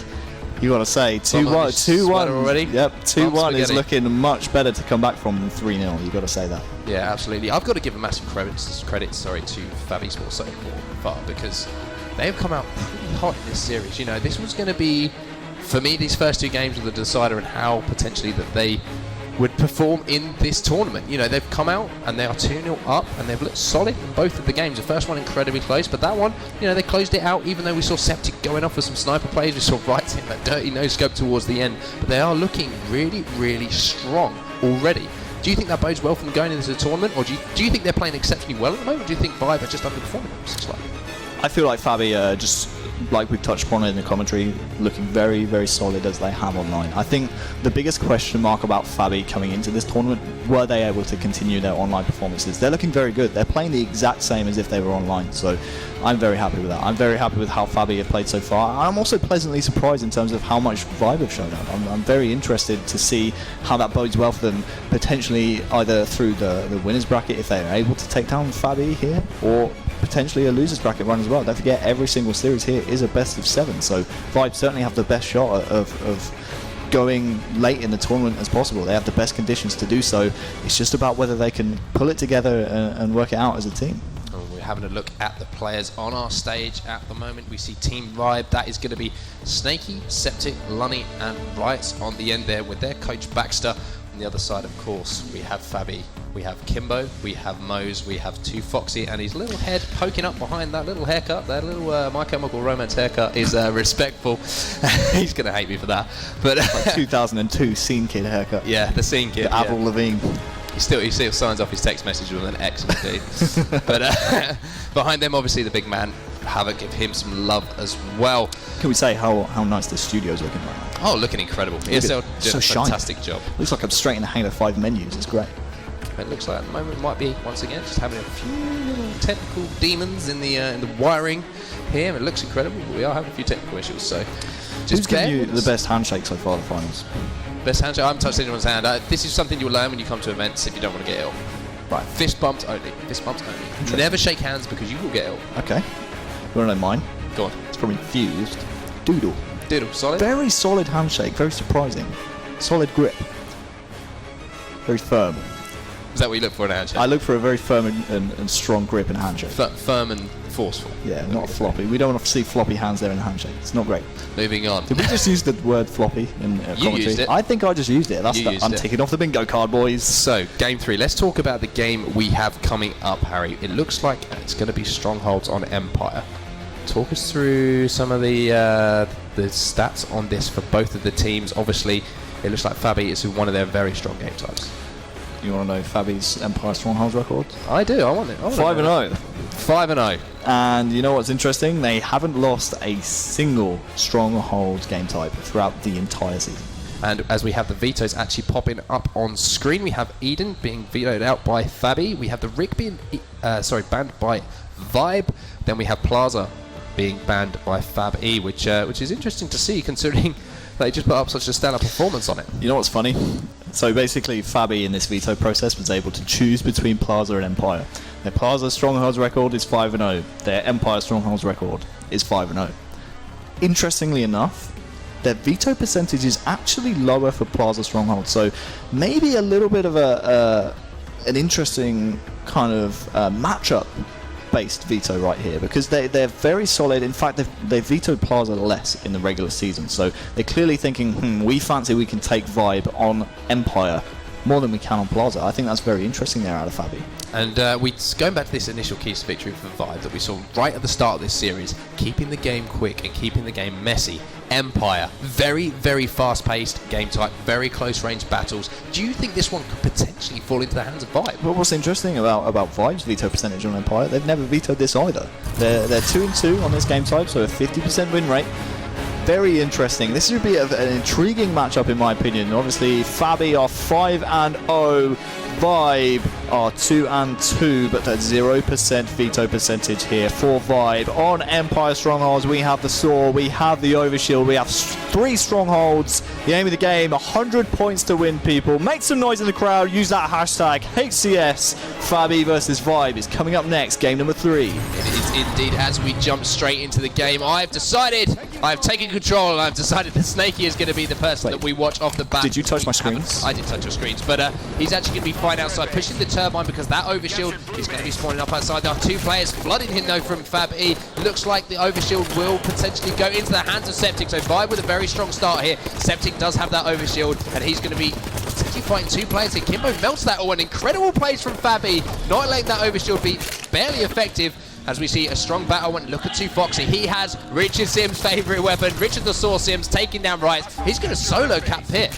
Yeah, that's a great solo cap right there, and that's what the Saw allows you to do early on in the game when there's no pressure on the Pit whatsoever. It allows you to go in there and make some plays, take down players. I mean, we saw it was 2 Foxy there taking down Rights. He just absolutely melted him with that weapon. Insane amount of damage, but it's actually going to be Vibe who's scoring at the start of this game. Empire Strongholds, obviously you want to try and control that Pit, and that's exactly what Fabby are doing right now. Now that they have a base, don't be surprised to see them push into the Vibe base for a 3 cap. That's their aim of the game. They want to continue to bleed. They want to make sure they have total control and score as many points as possible. Yeah, but 3 players from Vibe there just flooding Mo's on the turbine. But as you're saying, Fabby are scoring at the moment. So that Pit Stronghold, it looks like Team Vibe are trying to make a push on it. Rights cleans up that kill on Respectful. That's going to be 3 dead for them. Grenades are coming in, but they managed to avoid all of those. They capture the Pit. Riot's doing a great job to help out his teammates and stay alive. Yeah, total control as well. I was about to say there, Mark, and look at what Rice is doing right here. They clearly know how they want to play this game. So, oh, that grenade though, that's no bueno. That's not very good whatsoever. But Rice there was pushing into that Fabby base. They said, hey, you know what? You have 1 stronghold? Nope, this is our stronghold now. That's exactly what they wanted to do. And watch for Fabby to do this as well. And it's actually going to be Respectful here. He's going to try and control the tower here. Just control that pit for now. He's going to defend this until that saw comes up. Then he's going to rotate back, pick up that weapon, and just wreak havoc throughout the rest of the map. One thing I'm seeing here, it seems like Vibe are actually outslaying the Fabby side early on, which is something that in the Pro League season we have very, very rarely seen. It looks like the pit, and that is a triple cap once again. They have all of Fabby spawning up in the red base as well, but they do manage to cap that one back. Moses found himself the saw, so he's going to be trying to take down this player on the turbine. That is going to be cleaned up by Respectful, and they managed to recapture this pit, so it is such a messy game type at the moment. That pit going back and forth. It looks like Vibe managed to get hold of that overshield. It was Riots who's managed to pick that one up, but the saw is going to be absolutely melting Riots as he's Respectful here, trying desperately to stay alive, jumps in, manages to just stop that for a moment, but they once again have to pit. What is going on in this game, Harry? Why are we seeing so many pit transitions when it's such an important stronghold? I can tell you why. It's because Vibe are going absolutely toe-to-toe here with Fabby. Kimbo here trying to restore a little bit of order. They already have the red base, so he's going to say, you know what, let's score for a little while. But oh, he stepped out of the stronghold and it's completely reset there by Vibe. That's a massive play because now they're going to have total control for just a moment. As soon as they see Respectful capping this base, look at the pressure here that comes in from the Vibe side. But 2 kills there from 2Foxy. Let's swap over to the big man. In fact, he goes down, so we're going to stay on the point of view of Respectful right now. Insane, toe-to-toe, absolutely neck and neck in this game. Respectful can't find the player he's trying to find, and he will finally get the player, but can they reset the pit? Mose goes down. Will that be a reset for Vibe? No, it's going to be Fabby who take the pit. That's absolutely crazy. This is insane. At the moment, these strongholds at the last seconds are either being reset or pushed, but look at the little toy that 2Foxy has found. The noise is starting to ramp up on those stages. The coaches are getting involved. Septic's going to be toast. 2Foxy takes him down, moving across and looking to push this triple cap. Sorry, looking to push the blue base because Vibe are once again scoring. They are 47-23 at the moment. Vibe seem to be outslaying this Fab East side, and they have had control of the majority of this map. Yeah, they most certainly have. 2Foxy here is doing a great job of just calming his squad down and says, you know what, I just got the saw, let's just chill out, let me just melt a few players. Lonnie here has already no shields, let me capture a base as well. We're still scoring, and now the Vibe players have to push into that pit, and look at, this is easy pickings here for 2Foxy. He's actually going to try and dip out and just stay alive, but now that he can do that, now they've slayed the wave of Vibe players pushing into the pit, they can push into the red base if they choose to and go for that total control. And that is a killing spree for 2Foxy here, and he is setting up outside because he knows that overshield is coming up, but he's desperately trying to stay on the map, but Septic manages to hit that grenade, so I don't know if that overshield is going to be picked up. Actually picked up by Mose, so let's hop on board with Mose. That's going to be massive for them. They have control of the red base and bottom mid. It looks like they're trying to push into the blue base because Vibe are actually counteracting this by capping the red base. It looks like, I'm not sure if any of the players actually decided to cap that blue base from Fabby. Finally, they do actually do that. I thought there was a bit of a miscommunication there.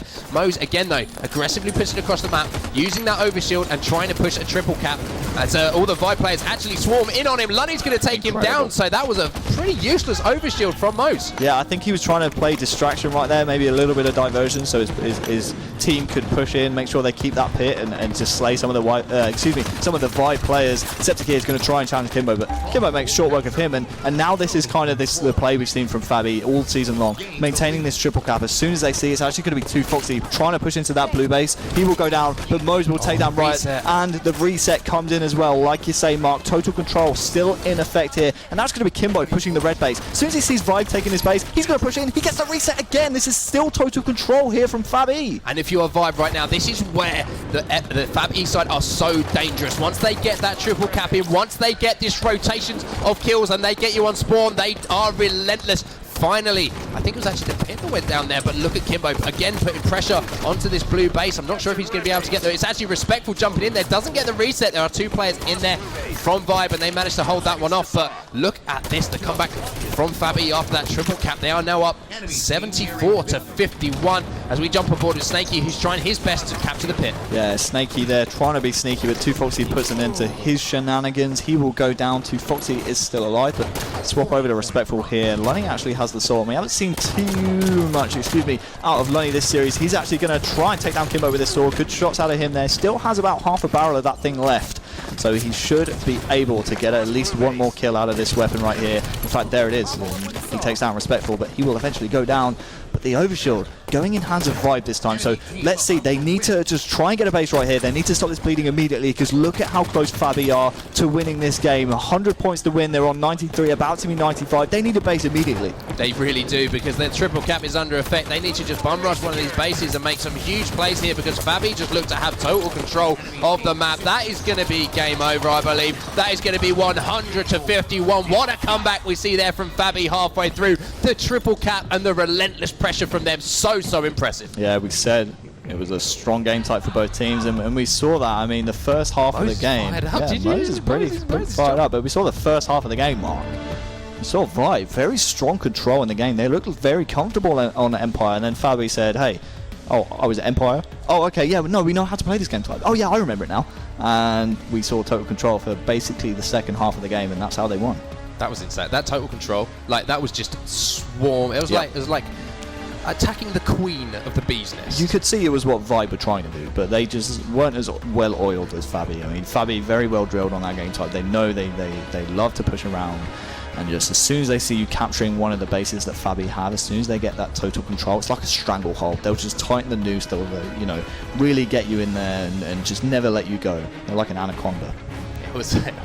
Like throwing words in here? What did I say? We've got bees, we've got snakes. Floppy? I said floppy. These words. Semifinals, boys. We're professionals. Semifinals. Harry's had his dictionary out. Yep, I like thesauruses. But if you are just joining us now, this is the first game of the day. Fabby now find themselves 3-0 up in the series. They're just one game away from taking the first series and advancing in our bracket. Team Vibe, they need to step it up right now if they want to get back into this series. But Fabby have just been so impressive so far, as we have a quick look at the stats there. And once again, look at that KDA for Respectful. Yeah, insane. 12.3. And that's why a lot of people are saying he's the best in Europe. I mean, the stats, just purely based on the stats, he puts up some ridiculous numbers. I also want to highlight there the accuracy there from Kimbo, 57%. That's the only player like above 50% in the game. So great job out of him there. Lunny with the most power weapon kills, 3 for him.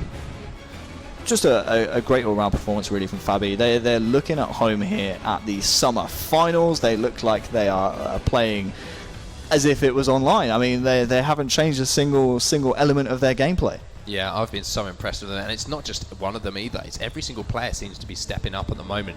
Vibe so close to taking that game 1, but it just seems like Fabby have got comfortable now. They're going from strength to strength, as we say, 3-0 up in the series at the moment. As we are looking at Lunny, the beautiful man himself, as he's sat next to obviously Wrights to his right, Baxter behind him. Baxter trying his best to get his team hyped up, keep their heads in the game. They're all experienced players.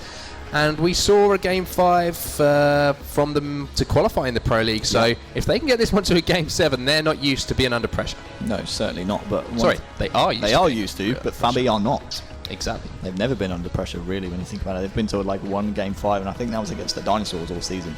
Can I say, though, what a good-looking team Vibe is.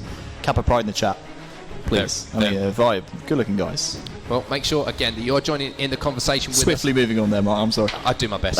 But use that hashtag HCS. Make sure that you let us know how you think this weekend is going to go. Do you think Fabby are going to storm their way through to the finals? Do you think Vibe are going to be coming back in this series? And let us know a little bit about what you want to see in those other games, how you think they're going to go as well. But Game 4, Harry, is going to be Fathom Capture the Flag. Yeah, Fathom Capture the Flag, like you say. I'm going to take a look at the vetoes right here. It was actually Vibe who basically got to choose between Stasis and Fathom, which is actually interesting. I'm going to play to Vibe's strengths right here. So their Fathom percentage is for around 50%, right? They're 2-2 on Fathom, but Stasis, they're 2-0. So they chose to play Fathom, which they only have a 50% win rate on, over Stasis, which they've won 100% of the time in the Pro League. That's very interesting. That sounds like a mistake on their part. I mean, maybe they know something we don't, but surely you have to go with a map that you have a better win percentage on. Well, it's very interesting because Fabby actually are 3-1 on Fathom Capture the Flag, whereas they've only played it once in the Pro League. Yes, they are 1-0, but I kind of feel like you have to go for Stasis in that kind of situation. But Vibe obviously know what they're doing. They want to play to their own strengths rather than their opponent's weaknesses. I think it's probably a confidence pick there out of Vibe. Maybe they know something on the Fabby side they can exploit. either way, Fathom capture the flag, probably one of my favourite game types. I mean, it's very solid. We've got a railgun in there, we've got camouflage, a lot of potential for individual brilliance, but also a game type that kind of helps with a lot of teamwork as well. And there's one little man who's sat on the right-hand side of this stage that we don't talk enough about on the Vibe side, who, when there's a railgun on the map, very rarely misses with it, and that is Lunny. What makes him so good with it? Honestly, don't know. I couldn't tell you. I mean, but just every single time he seems to get it, he's like shooting people across the map with it and just making it look easy. So look out for that in this game. But Fathom capture the flag is going to be game number 4. Fabby 1 game away from a 4-0 sweep in game number 1. They're undefeated in the regular season. They want to remain undefeated here at the European Summer Finals. Don't forget, use that hashtag HCS. Capture the flag. Fathom is going to be game number 4, and I think it's only fair, Mark, considering we touched upon Lunny. I think we've got to start the game off, right? We've got to start the game off with the man himself, Lunny. I want to see him beeline straight for that railgun and put it to good use. Well, it looks like he's actually going to be pushing blue treehouse off the start, allowing his teammates to maybe work their way towards that railgun, but he's going to get that camouflage almost uncontested there, as Kimbo's going to be taken down by Lunny. So a lovely opening strategy there from Lunny. Really aggressive, and that's going to be 3 dead off the bat for the guys from Fabby. That's going to be 4 dead now. The camouflage is in. Look at all of the players as well from Lunny's point of view, just swarming in on the base. They can pick up a couple of kills here. Septic does exactly that, and look at this. Lunny has the camo and the railgun. The flag is moving for Vibe. Yeah, Mark, I was looking across our screens to see if I could find that railgun, but I couldn't see anyone with it. But of course, who else? I mean, it just naturally seems to gravitate towards this man. He's very selective with which shots he wants to take with this thing. He likes conserving ammo, and he has that camouflage to play with as well. And there you go. There's 1 of 1 so far. He's 100% on this railgun. Yeah, he's looking pretty good at the moment. I'm a little bit disappointed in Vibe there. They seem to get a couple of rotations of slaves there. Had power weapon control, and as we say, Lunny had that camouflage, but they didn't actually manage to get that flag even out of the generator. Respectful is going to shut down Lunny, though, with that assault rifle. So let's go over to Respectful, because he has the railgun, and now trying to get this player out of their gen, but he's going to be knocked down to no shields. Decides to back away smartly towards his teammate, Too Foxy, and keep hold of that railgun. Yeah, he has the flag player to worry about as well. In fact, let's go into observer mode to show you guys the outline, see exactly who Respectful has to find right here. It's going to be Riot's actually in zone base. He's going to get the call from his team to, you know what, just push out. Anticipates this play here out of Septic, but Septic is like, maybe he's going to anticipate me anticipating this play. But Septic in the end actually will take him down, so let's swap over to Septic's point of view and see what he's up to here. Septic going to find the railgun again, so the railgun not really been particularly effective so far in this game, more being used to sort of try and hold map positioning, but we've seen what this man could do early on Plaza with a sniper rifle, so it'll be very interesting to see what he can do with this power weapon. Picks up 1 there on Kimbo. There is another player below him on his radar. That's going to be Respectful. That's 2 dead, and now moving in to try and potentially get this flag returned, because I mean, Fabby, they're trying to get this flag across the map. Here comes Septic. He's going to be working with Rights. Rights picks up that kill, so that flag's going to go home. Yeah, I think it was actually Mo's trying to force that flag there for Fabby, and that's not what you want to do. On Fathom, you're 3-0 up in this series. Let's just relax. We have 12 minutes to play with. Let's just make sure Vibe don't score a flag. That's all we need to do. It's actually going to be Too Foxy with the railgun.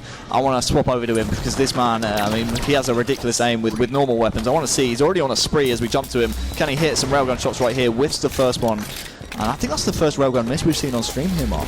Well, he's made up for it there, because he takes down Riots, and he's aggressively pushing in again. There's going to be teaming on Septic here with Mose. Almost gets that flag to the pit. The last player alive, I believe, from Vibe. It's actually a couple of players up, sorry, excuse me. Was on the porch, so I like this play I saw from Mose there, just deciding to leave that one alone. And Kimbo comes in as we see a bit of a windy shot there from Mose, but Kimbo had his back. But one person who doesn't have a windy shot is Kimbo. That's a perfect kill from him. Septic trying his best, but great plays from Kimbo, just ducking his head down behind those boxes to stay alive. That's 3 dead for Vibe. Kimbo moving this flag in, and that looks like it could potentially be the first cap on the board for the guys from Fabby. Yeah, potentially, and I actually really like the flag run there out of Fabby. It's so fast you can move that flag when you run it direct. A lot of teams nowadays like running it around the treehouse because there's a lot more cover, but if you do that, you basically have to slay 2 waves of spawners. If you run it straight down the middle, you can slay a lot less and score a lot quicker, so I really like the run there out of Fabby. Not something a lot of European teams are doing at the moment. Let's swap over, stay on actually the Fabby side here with Mose. Again, we have to keep harping on about it. Top fantasy scorer, but let's give Vibe a little bit of love now. Snake Snakey's the man going to be running the flag, and he basically needs to anchor his team. He needs to get his team. He needs to G his team up and make sure they score this next flag to keep it even. I was just going to say, Snakey definitely trying to force this one here. His team do need to pick up some kills, but the last player alive is actually on that return, which is 2Foxy. He's going to be taken down here. That's 3 dead for Fabby. I don't know if any players, actually Lunny is in position to run this flag into the gen, so this looks like it's going to be tied up 1-1. Lunny puts that one in with a thrust, tied up 1-1. Yeah, important part of the game as well, because the railgun just come up. As you can see, Lunny here fighting against Mose, but Mose has got a pretty wicked railgun shot himself. I forgot to highlight that before the game, but well, now you know Mose is a bit of a beast, and here we go. He's going to be running that flag, or in fact, he's going to leave that. He says, you know what, I have a railgun and I can hit shots like these. As soon as Vibe seems to be getting up a little bit of a head of steam, Mose says, you know what, let's calm this down, boys. This hype train is off the rails. Right, that was an insane whip into the treehouse there. Lunny picks that one up off his body after dispensing a couple of AR bullets into his dead corpse. He's aware there is a camo player behind him. That is going to be one of the members. It's 2Foxy going to be taken down, and there's a little bit of a knee stretch there from Lunny as well. He's decided that it's time to try and get into the heads of these guys from Fab E. Lunny now trying to put some shots down on Kimbo top mid, but Kimbo seems to always be the anchor for this team on Fabby. Always top mid, always laying down shots. Yeah, most certainly. I want to go into... I was about to go into third person mode to show exactly where the Fabby players are, but Lunny, thanks to him, we could actually see after he turned around. So as you saw there, Kimbo anchoring top middle, 2Foxy here is just playing peekaboo pretty much around the treehouse. He's going to come in and take down Lunny. Let's swap over to 2Foxy because this man at the moment is on a mission. We see Kimbo there. 2Foxy, what he's doing right here, pushing into the gen, that's going to block that spawn. I absolutely love that play, and that's going to allow this man, Kimbo, to start running this flag. And you'll see now, because he's moving it around this treehouse, this is going to be a bit more of a slower run, but you can already see in the kill feed, the kills are coming in for Fabby, so Kimbo just cuts the corner. He's going to go straight to the base, and I wouldn't be surprised to see this being 2-1 here to Fabby.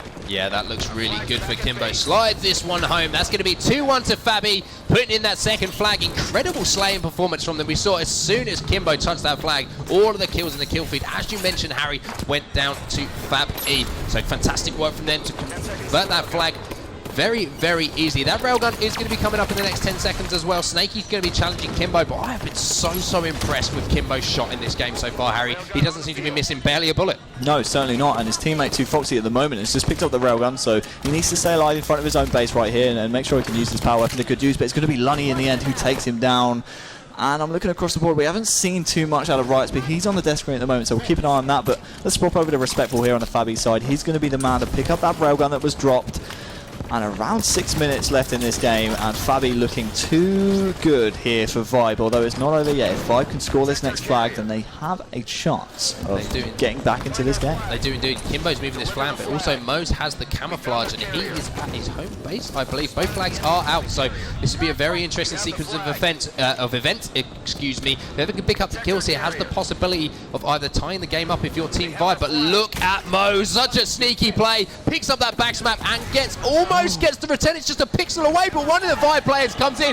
That is Snakey. The flag is also returned.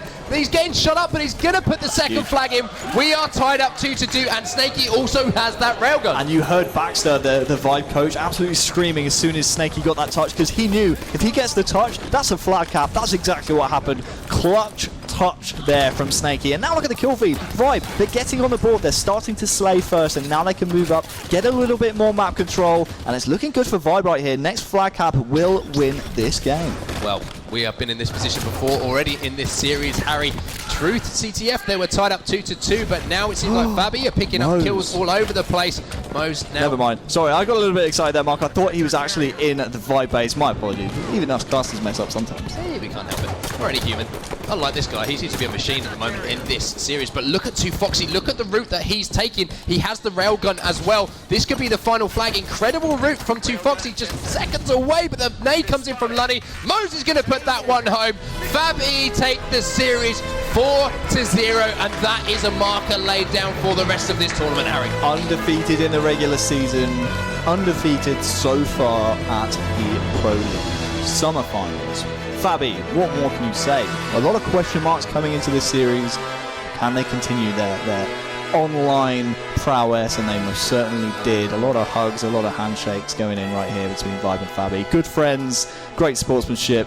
Fabby take the series, Vibe, they will drop down to the losers bracket. It's really good to see. We heard some of the trash talk in the games there, but that is what it's all about, ladies and gentlemen. Bit of love between the players. Everyone gets on here. We're all good with each other as we see Mr. Luciano popping past the camera there with his gold chains on. So 4-0 to Team Fabby. The questions, have they been answered, Harry? I certainly feel like they have. I kind of just want to see the Fabby VT one more time, just so we can see Mo's like splashing the cash. That's all I want to see. That should come up absolutely every time. Every time they win, that should pop up. Yeah, I honestly think so. Yeah, I feel like that should be like the victory celebration. I feel like he should just stand up, and even if he's just got like some euros or something, if he just has anything, like just even paper, we can give him cue cards. I just want to see him stand up and just splash the cue cards. Big thumbs up there from Kimbo as well. Very clearly very happy. Clearly very happy in his team's performance. Well, talking of happy teams, it looks like we're going to be going down to the floor because Matt has an interview with Mose. Thanks very much, boys. Mose, congratulations. 4-0. Coming into the finals undefeated, taking your first game straight like that. How'd you feel? I feel really great. I think we played really well. We can still play better. It's our first game, our first series. As long as we keep going, we're going to keep playing even better, but I'm happy with the win. So, like, first game of a long day of Halo action, just got to shake some stuff off. I know you guys have been warming up since early today, but yeah, first series can be a little bit tricky, so that's even more of a conclusive performance. MVP for yourself, congratulations for that, but your team, like, that was a big team effort. Yeah, we played really well. There's no MVP, it's a team effort. We all played to help each other. We played well, we got the win, it's all that matters. Now, you guys are known for being very strong online, like we were saying to Respectful earlier on. Yourself, you're regarded as one of the best online players. Bringing it to a big environment like this, people here at ESL Studio 1, you know, a lot of people are watching. It's a different environment, isn't it? How have you guys prepared to be here and do this live in the studio? I think it's just, yeah, we're known for our line, but I think we're ready now. We played a lot of events. It's a great studio. I think this is even going to get us more pumped. It's going to get us more ready, try our even harder. I know there's a lot of support in here for Vibe as well, your opponents. Now they're going down, of course, into the losers bracket, so they're not out yet. It's a long day. It's a big double elimination tournament. But next up, we're going to have Infused versus X-Men. Now, how do you see that working out? I don't know. I think X-Men will win. I think they are a better team, and they've got really good LAN experience, which Infused, they're all like more kids, I can say. So I think X-Men's got that LAN experience, and they've got the more experience of Halo. I think they'll get the win. Okay, well, we will find out how that goes in our next series, which will be with us very soon, but that's the first one down. 4-0 to Fabe, making their path towards taking the trophy and all of our huge prize and that title of being the very first Pro League champion. Congratulations, Mose. Well done to Fabe, and we'll be back after this short break with our next series, Infused and X-Men. But first, let's go talk to our analysts and let's break down the action we've just seen. Thank you very much. Well, what a game it was. Now, it was a 4-0, but a few times they looked like there was life from Vibe. Let's get your initial impressions on what you thought and how all that broke down. I think the butt was important there. I definitely said before the game I thought it was going to be like a David and Goliath. It wasn't like that at all. Vibe put up a solid fight, especially in the capture the flag games. They definitely showed that Fabby can bleed a little bit, but the transition from online to LAN has now officially happened. The nerves should not be there anymore. No, don't worry me. It's happened. I'm still waiting for Jimbo and Snapdragon to step up and a good old Ramirez take your router home and pack it up kind of comment coming their way. But I totally agree with you. Great effort from team, and also a massive shout out to Vibe. We saw some of the players, some of the stuff that's septic, my word. And then we saw the snipes coming out of Lunny. Great effort. Nice to hear the crowd getting pumped, and you know, and it sounds bad, but everyone wants to see a champion fall at the end of the day. It sounds bad to say, but everyone loves to see a little bit of competition, and they put up a damn good fight. Obviously, Fabby came out on top, which is what we expected, but credit where credit's due to Fabby. They put up one hell of a fight. Yeah, I certainly think they did, and again, like watching that backstage with you guys, you kind of see like, well, it might have taken them up a few points. It was more of a consistency from Fab. They were just consistently good, where you saw maybe spikes from Vibe, be like, okay, now they're matching them, now they might be able to beat them, but that swiftly just kind of got rolled over and over again. But I think that's a great story coming into it here. You know, Fabby, they've now been tested, at least at points. Vibe, you know, we were writing them off a little bit before this, saying there's no way they can win, and it was a 4-0. And you're right, the but is important, but there is flashes of brilliance there. There is enough to say, I think you might be able to do something.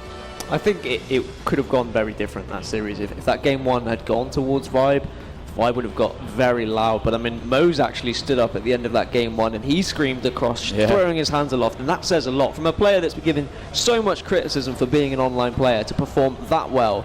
We said he was the MVP, but he said in his interview, there is no MVP. We all did this. It's a team effort. Except you are the MVP. Like, just take it, like, for once. And credit where credit's due for saying something like that. That shows good sportsmanship. You saw them walk across straight away, throw their arms around each other, and that's what I love most about the Halo community, is that where everyone kind of gets involved, everyone wants to see what's going on, and all these players, there's no bad blood. All right, there's a bit of salt and a bit of banter between them, but at the end of the day, everyone's friends, and we're just here to put on a damn good show and watch some really good Halo esports. It certainly was. All right, let's kind of start getting into this then.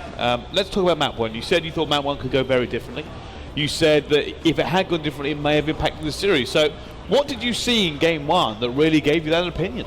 I mean, it was a nice early start from Fabby. They had overshield, they had snipe control. Respectful had both, I believe. And then Vibe started to come back into it when Septic got hold of that sniper, when he was just performing absolutely fantastic. But it just felt a little bit too late for Vibe. It kind of found like they're finding their feet too late in that game. I was expecting them to be kind of coming out of the blocks a little bit early, and they didn't really have an answer back to that kind of 10-12 kill lead that Fabby had initially. Are we on game 2 here? Sorry, excuse me. Game one. Sorry, game 1 miles away there. Join us, Sims, it's okay. No, game 1 was Truth. Was it not? I'm miles away on that one. Truth? Game 1? Yes, it was indeed. So when we're actually looking at this game 1, what kind of caught me off, I mean, and you kind of called it perfectly, Dan, at the initial start there, is when we saw that triple kill coming out of Septic, the perfect, we all just went, till, and it's like, can they, and you know what? They held their own. Five put up a really good fight, and there were certain signs. You just saw the triple kill on screen there. There were some signs of life, and we called this before about the stuff that these players can do with these weapons time and time again. Mo's, Kimbo, Sword, Fuel Rod, over and over. These guys constantly will just hound them. They will haul them, stick them in a bag, spread them out across the teams.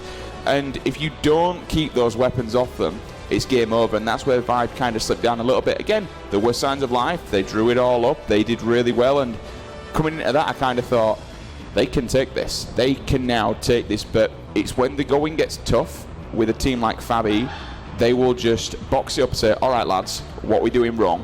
Let's stop this bleeding. And they'll box them in, they'll cut it off, and then they'll go for the win. Yeah, that was my mistake. I was talking about Plaza Slayer. But you were right, yeah. So it was Capture the Flag Truth. Kimbo had 3 camos that game. He was just doing everything for his team. The turning point, I thought, was when Septic got that triple kill. He had half shields on Mo's. I was thinking, okay, yeah, Vibe are getting back into this. But the character that Fabby showed to kind of turn around from that, they listened to the noise and they said, look, no, it's not going to affect us, and they still went through and they got that 3rd flag. Yeah, I don't think Fabby kind of dipped in performance at any point. I thought that was quite important. I think they were just consistently good, and they would consistently look like the better team. And to me, with those flashes from Vibe, if it was, they stepped up and stayed above them, then they probably would have won that game. But they didn't. It was just these spikes that come through, and you're like, this is matches. Whereas Fab, they didn't play any better, they didn't play any worse. They just played consistently well. But let's move on to map 2 then, and kind of see what come in there for you guys. Well, I've already said it once, but you say it again now, the early overshield control from Fabby. Respectful had that sniper nice and early.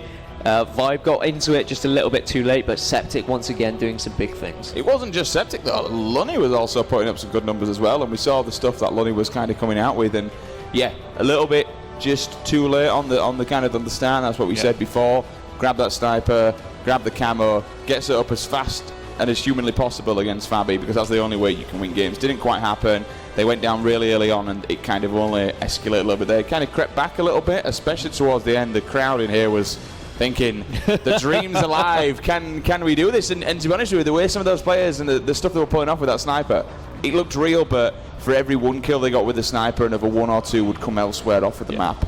And again, that's the same thing we've been talking about. It's almost the same thing from map 1, is that they looked like they could do pass. There was a potential there for them to really kind of extend and maybe come back into the game. Problem being is that Fabby just weren't taking it lying down, they weren't dipping in form, they weren't making the mistakes. So there was no kind of gap for them to exploit. And because they couldn't consistently be better than Fabby, they just couldn't get back into it. I'd be slightly worried, excuse me, I'd be looking at that game there compared to what I've kind of always put Vibe down in, that 3rd area. It's always been the same one, Fabby, X-Men, Vibe, and Infused, just from looking outside in. But seeing players like that against that top team, I don't know. I think X-Men are going to get given a run for the money there. I've still got Infused as number 3. Yeah? I still think Infused. You Infused believe wiped in the the floor young with, guns, don't you? You believe. Infused wiped the floor with Vibe throughout the season.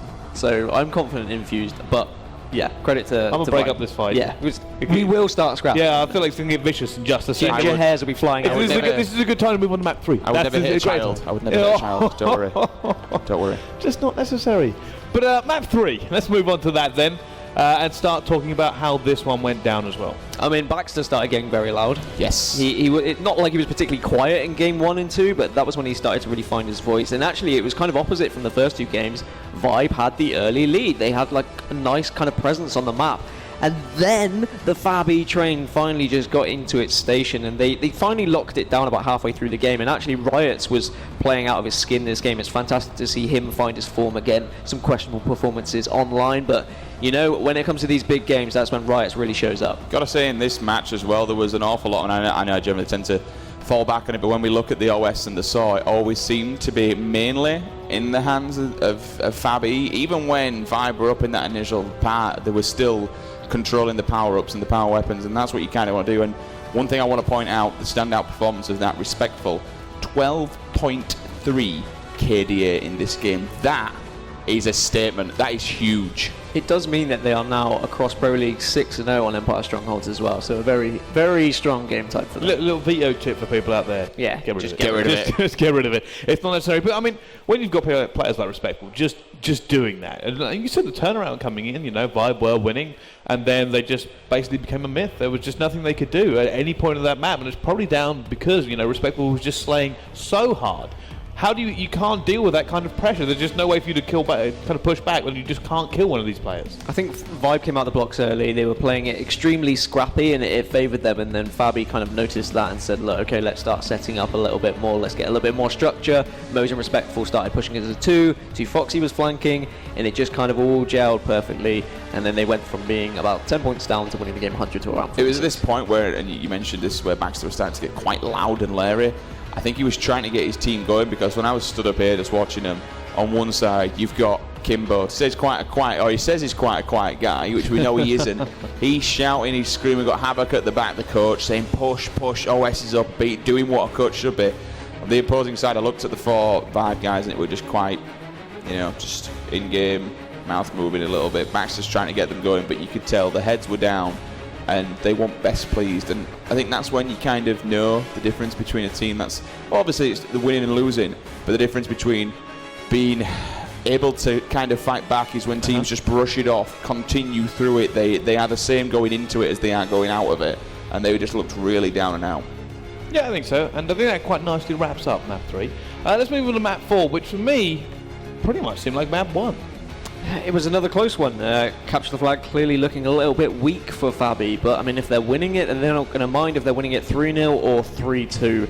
But Foxy was doing a lot of work this map, as we can see for the railgun, but actually he was blocking a lot of spawns when his teams were pushing in for those flags, which was allowing those flag runs to be a lot more fluid.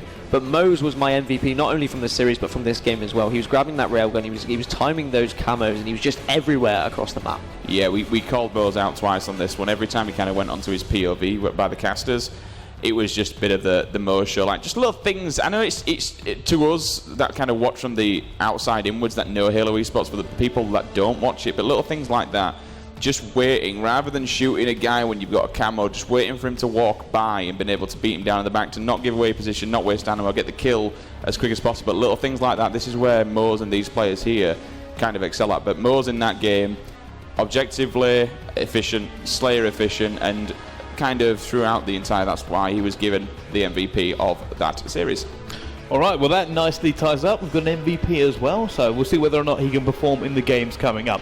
But speaking of games coming up, let's take a little look at the bracket. It is starting to get a little bit populated, and see the story unfold. So of course our first game, Fab versus Vibe. You can see 4-0 to Fabby, and they're going to move on to that winner's bracket, as you can see on the right hand side. But Vibe will drop down into that loser's bracket, and obviously we'll be playing the loser of our next game, Infused versus X-Men. The winner of that gets to play Fab E. So, interesting games coming up, gentlemen. I mean, so far, first game of the day, it's now out of the way. It has gone the way we thought it was going to go, but maybe Vibe looked a little bit stronger than we thought. Are we expecting any upsets today? I think Infuse could upset X-Men. possible. I'm going to put it out there. I think it could even go to a Game 7. I just think Infused are very well practiced and they're very well they're all linked up. They know what each other are doing. They're really on sync. The thing about X-Men coming into this event is that they're kind of in the same form as Fabby. You know, they want to prove that initially this was the God Squad that Europe kind of put together to say to America and NA, this is who's going to come to Worlds next. This is who's going to top the Epsilon roster at Worlds. Didn't work out. Now they've got Ramirez on there. There's a bit of a captain. There's an anchor on the boat. It's showing the way. Someone who we mentioned yesterday doesn't give a damn about the KDA. It's all about the win, objective efficiency, things like that. So for them, this is their time to prove. Even in the interviews after Pro League, we heard Jim Bossett, one of the top players on that, kind of say, it's all online. Don't worry. Wait till we get to LAN and the real boys come out to play. So a lot to prove. Well, we don't have to wait. Their game is coming up next. It will be Infused versus X-Men coming up right here after this short break. Don't go anywhere.